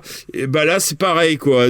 Avec quelques trucs, dont cette scène là, il arrive à créer vraiment une cohésion d'équipe. On les aime, on a envie de voir ce qui leur arrive. Late last night I seen my pretty Alice in every headlight. Alice, Dallas, Alice. And I've been from Tucson to Tucumcari to have your feet a tar and fall. C'est vrai que il y a dans la plupart de ces films, notamment tout ce qui est les ouvriers ou les militaires et tout ça, les gens qui bossent en équipe, probablement parce que ça vient de son côté un peu meneur d'hommes, hein. Il arrive vraiment à traduire ce truc-là de film en film. Même dans Titanic, on a des choses un peu comme ça, hein, dans la salle des machines et tout ça. Je trouve ça assez admirable aussi, hein. Je suis assez d'accord avec vous deux et je reviens sur le fait que je préfère aussi encore aujourd'hui la version longue, mais je suis d'accord avec toi que les bémols finalement, je les ai aussi, ils me sont venus aussi avec la version longue. C'est totalement paradoxal, mais c'est paradoxal. C'est pas faux. Ouais, non, peut-être. Mais non, pas le bémol de la fin quand même, hein, mais bon. La fin, c'est pas qu'elle me gêne pas la fin, mais il y a un petit côté un peu plus naïvo cucu qui avait pas forcément dans la version courte et qui qui a dans cette version longue, notamment avec la rencontre entre le personnage d'Ed Harris, Bud et les extraterrestres, qui est utile en fait pour bien comprendre, je reviens là-dessus, sur le contexte et les intentions des aliens, mais ça traduit un message que je trouve un peu naïf, un peu cucu, et que aujourd'hui de voir ça fait un peu, ça casse un peu la dramaturgie. Mais malgré tout, dans la globalité du film et pour la compréhension globale du film, ces séquences-là, elles sont utiles, elles sont indispensables. Elles sont utiles parce que c'était quand même prévu pour qu'elles sortent. C'est lui qui a voulu sortir un film plus court, et surtout en fait à l'époque, au moment où il a sorti le film, ils n'avaient pas vraiment la technologie pour faire ces scènes. C'est surtout la scène du tsunami en fait, c'est la seule scène en fait où ils n'avaient pas la technologie. Tout à fait. ILM avait fait des tests sur le tsunami, sur la vague en fait qui est censée submerger la côte, et ça fonctionnait pas, donc ça déjà c'était sûr qu'il allait le couper. Mais après l'intention de Cameron de couper son montage, et en accord avec sa productrice et femme, Gail Hannard, c'était parce que à l'époque ils estimaient qu'un film de quasiment 3 heures c'était commercialement un suicide. Oui, à l'époque c'était pas banal quoi. Alors qu'aujourd'hui on en a des pelletés et ça n'empêche pas les films de fonctionner. Ah bah oui, les Avengers et compagnie. Mais je pense aussi que ce qui se passe, c'est que la version courte, on était en permanence en huis clos, alors que cette version longue nous fait sortir de l'eau, nous fait sortir à l'extérieur et nous faire voir ce qui se passe à l'extérieur. On a des allées-venues. Je trouve quand même que le passage où Bud revient, je pense qu'elles sont encore plus fortes avec le fait qu'on ait vu l'extérieur et tout ça, je trouve. Ouais, alors voilà, c'est ça. C'est ça qui est paradoxal dans cette version, c'est que vraiment il y a une vraie plus-value sur plein de points, et je te rejoins aussi là-dessus sur le retour de Bud. Et en même temps, il y a des petits bémols qu'on n'avait pas forcément, de la naïveté qu'on récupérera d'ailleurs dans Avatar 25 ans plus tard. Oh oui. Mais c'est curieux, en fait, j'ai presque envie de dire qu'il nous faudrait une troisième version qui soit un peu en entre-deux, quoi. En dégraissant un tout petit peu la version longue pour trouver le montage satisfaisant. En fait, c'est dégraisser surtout cette fin, en fait. Parce que le reste, en fait, toutes les scènes qui sont ajoutées entre le début et ce dernier acte, elles sont super parce que elles sont basées sur les personnages. Notamment, il y a une dispute entre Bud et Lindsay qui n'était pas dans les versions courtes, qui est rallongée, qui d'ailleurs me fait beaucoup penser à une scène de l'Empire contre-attaque. Plan par plan, elle me fait vraiment penser. Cette scène, elle est hyper importante parce qu'elle permet de comprendre leur ancienne histoire d'amour, leur ancien mariage, et aussi les rapports qu'ils vont avoir pendant tout le film en fait. Et cette scène qui doit durer 2-3 minutes, elle n'est pas très très longue, mais elle est essentielle pour toute la suite de leur rapport qui est extrêmement fort. Il revient crescendo, et cette scène-là, elle pose les bases de tout ce qui va suivre en fait. Ouais, tout à fait. Quand on voit la version courte, et je te rejoins Thibaut, aujourd'hui, moi la version courte, je peux plus la regarder, parce qu'il me manque ça, au moins ça, tu vois.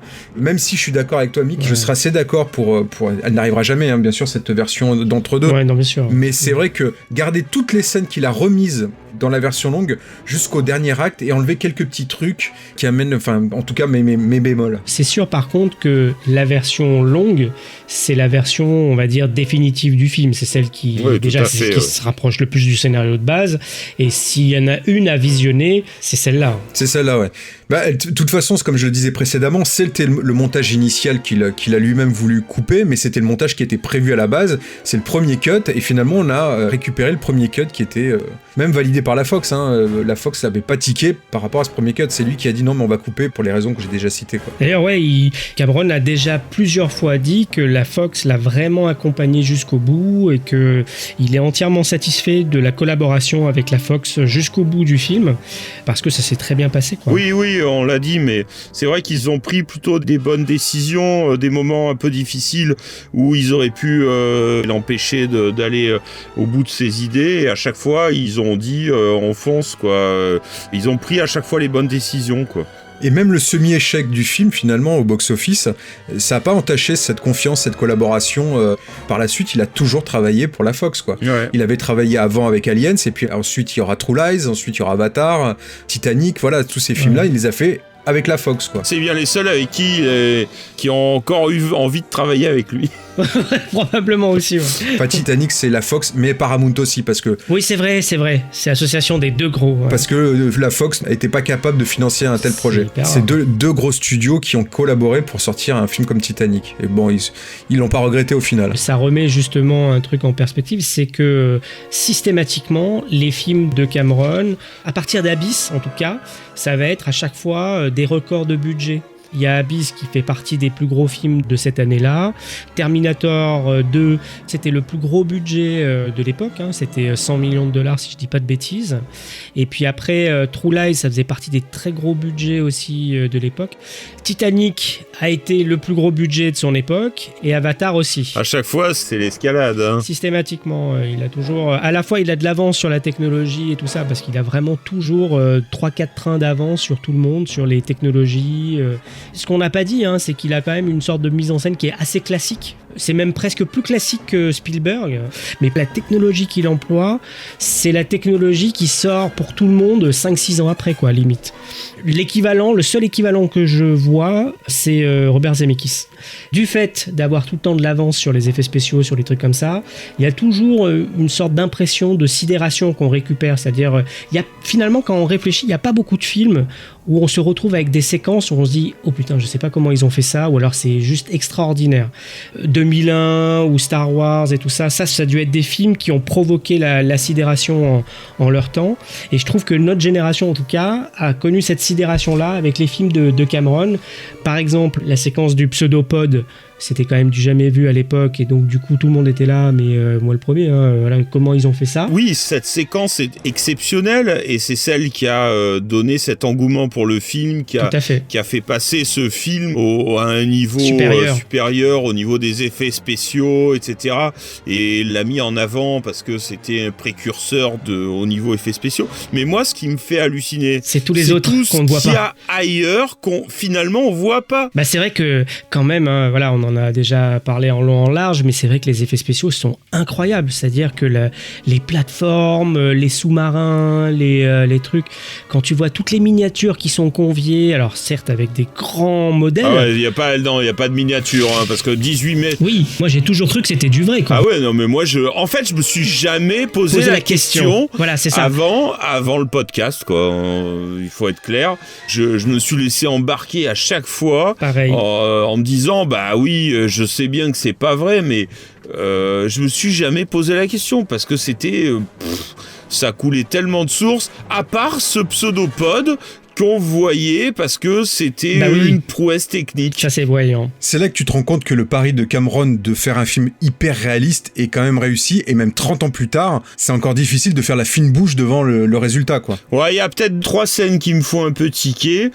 C'est la scène de la grue quand elle s'effondre. Il y a quand même on voit un peu la maquette parce qu'il y a l'eau. C'est à cause de la pesanteur probablement. Et voilà, on voit un peu le tu chipotes. Ouais, je sais, mais on voit un peu la maquette. Il y a le moment où Bud est soulevé par l'alien et qu'il l'aide. On voit un peu la séparation entre le personnage et ça, c'est vrai. On voit un peu une différence d'image entre les deux personnages. Et que ça bouge un petit peu, et puis ce dernier acte avec le décor qui est très beau, hein, ce vaisseau en nacre, mais qui fait un petit peu plus en dessous de ce qu'on a vu dans le film, quoi. Ouais, moi je trouve pas gênant en fait ce décor non plus, extérieur, finalement l'extérieur. Non, c'est pas gênant, mais il est plus majestueux sous l'eau, quoi. Ouais, voilà. Ah oui, clairement. Mais parce qu'il y a ce jeu de néon, il y a de ce jeu qu'il n'y a pas dehors, donc c'est clair que cet éclairage, ces néons, tout ça, ça donne un côté magique, un côté un peu de science-fiction, quoi. Que t'arrives à un truc, t'as une plateforme qui est quand même bien faite, hein, faut quand même le dire. Hein, mais c'est vrai qu'il y a le côté un peu magique. Alors c'est pas des néons, hein, c'est de la fibre optique, éclairée avec des lasers. Je veux dire, ils avaient poussé quand quand même le truc loin, parce que Cameron voulait pas que ça fasse lisse, il voulait de la matière, il voulait, comme il disait, il voulait de la matière dans la lumière. Donc, c'est-à-dire que la lumière, il y ait des reliefs et tout ça, malgré que ce soit noir avec des couleurs, voilà, et c'est réussi, hein, franchement. Quand je dis néon, en fait, c'est l'impression que t'as en tant que spectateur que c'est des néons. Oui, hein, tout à fait. Non, mais j'ai compris, mais comme j'en avais pas trop parlé de ça, bon. Mais ce que j'aimerais qu'on aborde, c'est le rapport à la technologie de Cameron. La technologie qu'il utilise dans ses films et la technologie même qu'il met dans ses films. C'est-à-dire la structure même des scénarios et tout ça. Moi, ce qui me fait halluciner dans ce film, c'est que déjà, on n'a pas vraiment d'année qui est donnée. Et du coup, quand je l'ai revu là, je me suis mis à penser que ça a pas vieilli, quoi. La station Deepcore, elle est toujours d'actualité, quoi. Ça pourrait être aujourd'hui, elle fait pas ringarde, loin de là. Elle est complètement basée un peu sur la station internationale avec ce style évolutif, avec des modules qu'on assemble. Franchement, non, ça fait pas ringard. Rob Cobb, il a fait un boulot encore une fois incroyable, hein, parce que ça passe, quoi. Moi, ça, mais au niveau des scaphandres. Voilà, quoi, je veux dire, on dirait qu'on a stagné, en fait il a tout fait là et que depuis on stagne. C'est ça, en fait, il y a un double mouvement, je trouve, dans ces films. Il y a la technologie qu'il utilise pour ses films, celle qui pousse toujours plus loin et tout ça, malgré une mise en scène qui est classique dans le bon sens du terme, et aussi son rapport à la technologie, où il est peut-être ambigu là-dessus. Il en parle même dans le bouquin là, sur la science-fiction, parce qu'il a sorti un bouquin où il interroge Steven Spielberg, Christopher Nolan, Ridley Scott et tout ça. Il en a fait même une série pour AMC, et il s'interroge sur la science-fiction et tout ça, et donc lui-même dit que ce qui est dans ses films, c'est pas forcément ce qu'il pense réellement de la technologie. Lui, en tant que personne, en tant qu'être humain, ce qu'il pense, c'est que la technologie va peut nous sauver, c'est-à-dire de la crise écologique que l'on traverse. Lui, il pense, comme Ridley Scott d'ailleurs, il pense qu'il faut en chier de la technologie pour pouvoir s'en sortir et trouver les moyens de faire évoluer l'humanité pour qu'elle puisse survivre. Par contre, dans ses films... Ce qui est hyper paradoxal avec Terminator 2, par exemple. Voilà. En fait, il l'explique aussi parce que, en gros, dramaturgiquement, c'est plus intéressant, selon lui, de pas aller vers le positivisme dans un récit, mais d'aller plutôt vers la terreur, quoi, de quelque chose qui ne va pas fonctionner. On sera tous d'accord pour dire que la science-fiction ne parle jamais du futur, mais du présent, des peurs actuelles, en fait, et que c'est traduit Soleil Vert ou les choses comme ça. Même si ça peut être en avance sur leur temps, c'est des peurs actuelles, quoi. Il y en a beaucoup qui n'en étaient pas, mais qui le sont devenus des films d'anticipation, en fait. Soleil Vert, je trouve que... Alors, on n'en est pas encore là, hein, mais je trouve qu'on tend vers ça, malheureusement. Et Terminator 2 aussi, parce que ce qu'il dépeint de l'intelligence artificielle et des risques et des dangers de l'intelligence artificielle, à l'époque, ça nous paraissait...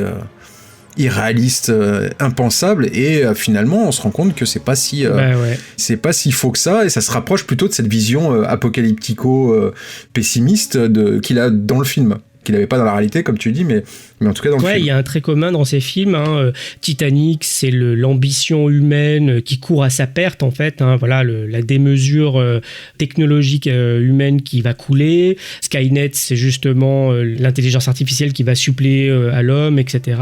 Mais il reste toujours très au fait de tout ça. Alors dans ces films, c'est très concret, l'homme court à sa perte à cause de la technologie, mais c'est pas ce qu'il pense lui, et il est très au fait de ce qui se fait dans la science, en fait, hein. C'est quand même quelqu'un qui est tout le temps à l'affût de tout ça. Et dans le fameux bouquin et la série télé dont je parlais là, il explique, hein, qu'il va parfois même à des conférences sur l'intelligence artificielle, etc. Et pour l'anecdote, à un moment, il a été à une conférence sur l'intelligence artificielle. Les mecs étaient en train d'expliquer que l'intelligence artificielle, c'est super parce qu'on va pouvoir domestiquer une intelligence artificielle supérieure à l'homme et lui demander de faire des tâches un peu basses et surtout essayer de lui injecter de l'émotion. Et donc là, c'est à ce moment-là que Cameron lève la main et dit: mais est-ce que vous vous rendez compte que vous voulez donner une intelligence qui va être supérieure à l'être humain, lui donner de l'émotion et lui demander de faire des choses que nous, on ne voudrait pas faire? Est-ce que vous ne pensez pas qu'il y a un paradoxe dans cette démarche-là? Évidemment, la salle entière s'est mise à rigoler parce que lui, tout le monde connaît James Cameron et donc tout le monde se dit c'est le mec qui a fait Skynet, donc du coup oui évidemment c'est rigolo, mais en fait c'est pas si con que ça. Non, c'est pas si con, mais tu es en train de parler des robots. Il y a, je veux dire, Isaac Asimov a quand même fait la règle aux lois de la robotique. Forcément au robot d'Asimov et par extension à iRobot, quoi.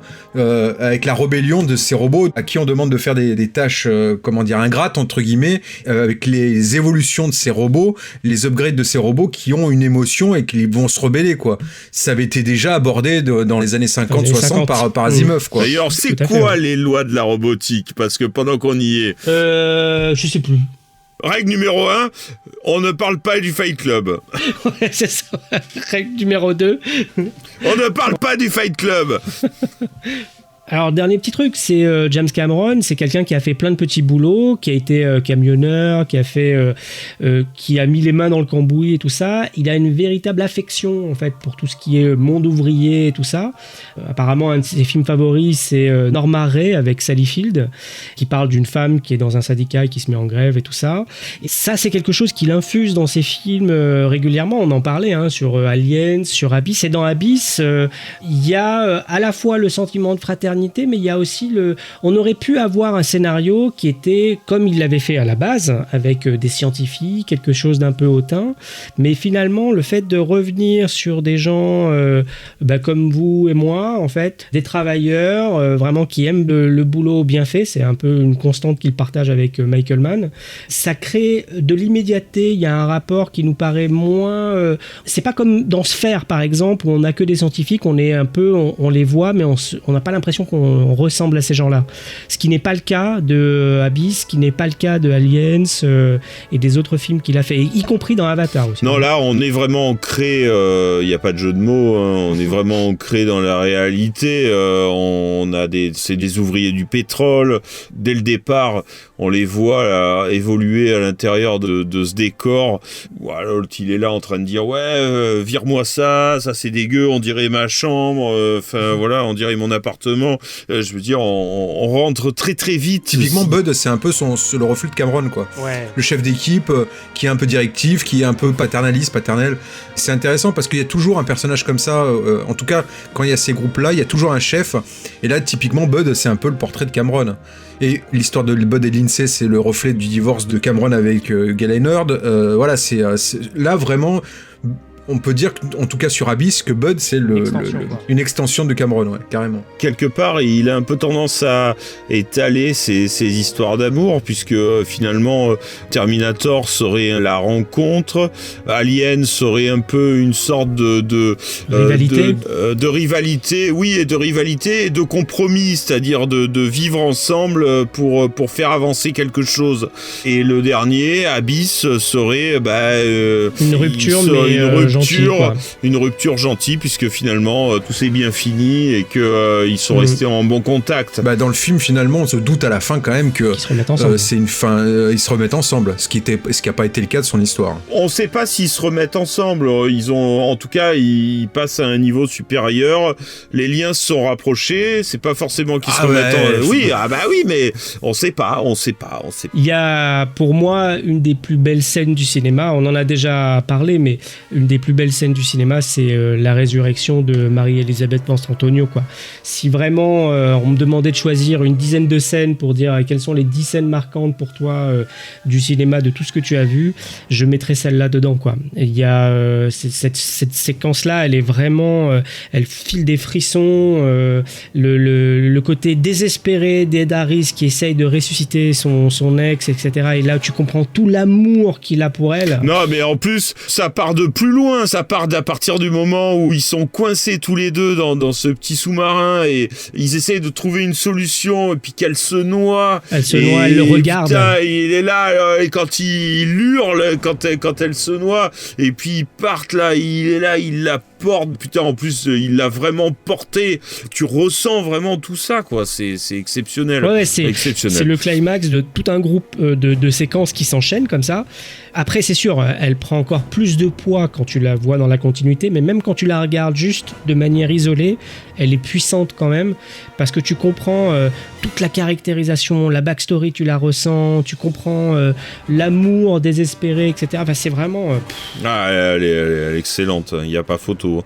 Ed Harris est juste génial. C'est un comédien qui est toujours juste, quels que soient les films dans lesquels on le retrouve. Le film peut être bon ou mauvais, lui il est toujours impeccable. Finalement, si tu regardes toute la filmographie de ce qui a été fait de films sous-marins, il y a Le Monde du Silence de Cousteau et il y a Abyss, quoi, voilà.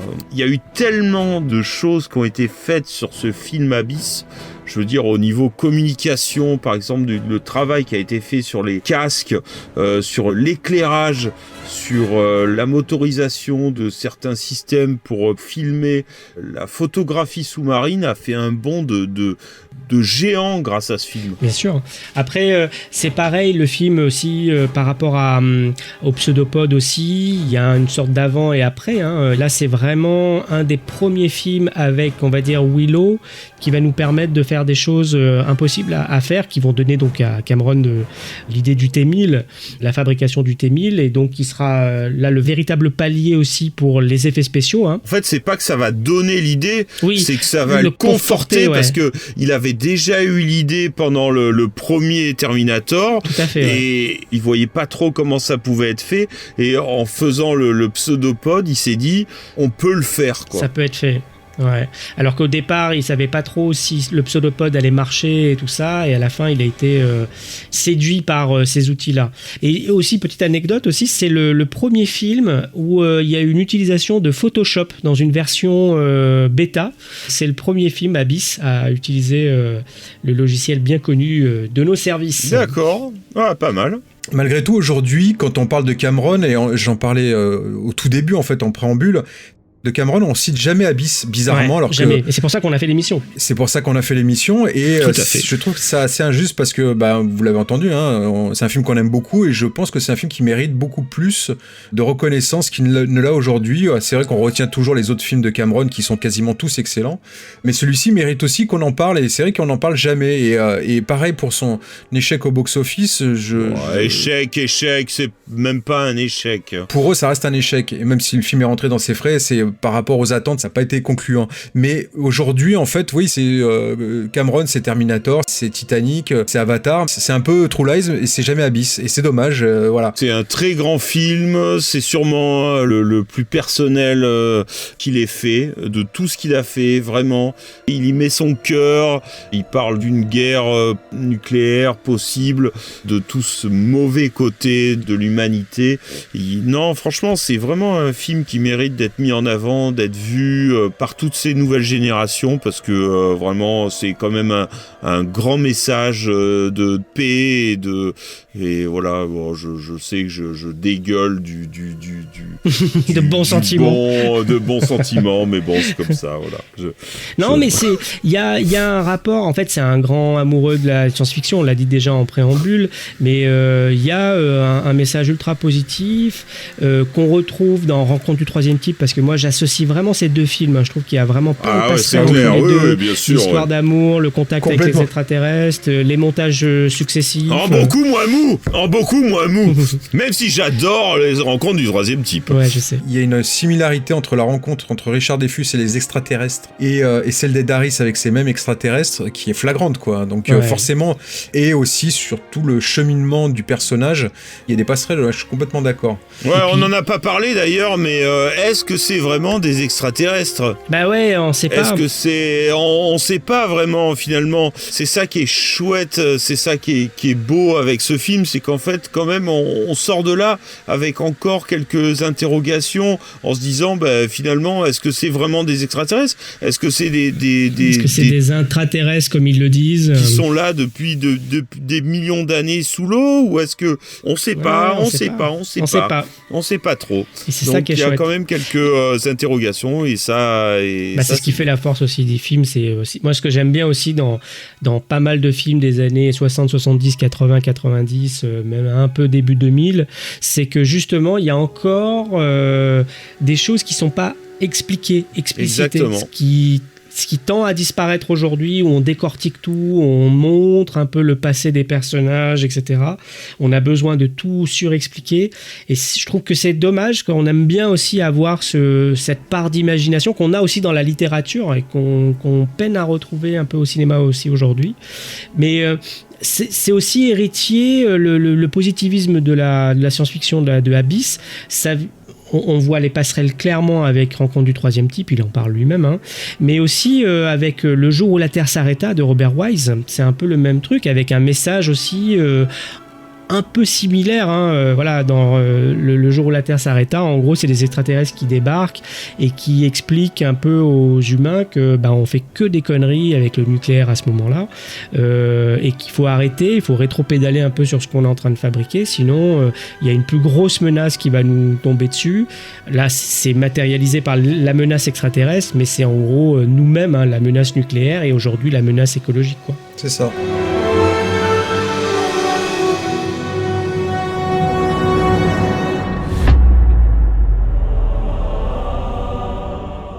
Pour voir ou revoir Abyss, il n'existait malheureusement jusqu'à présent qu'un seul DVD de piètre qualité, en 4 tiers et en SD.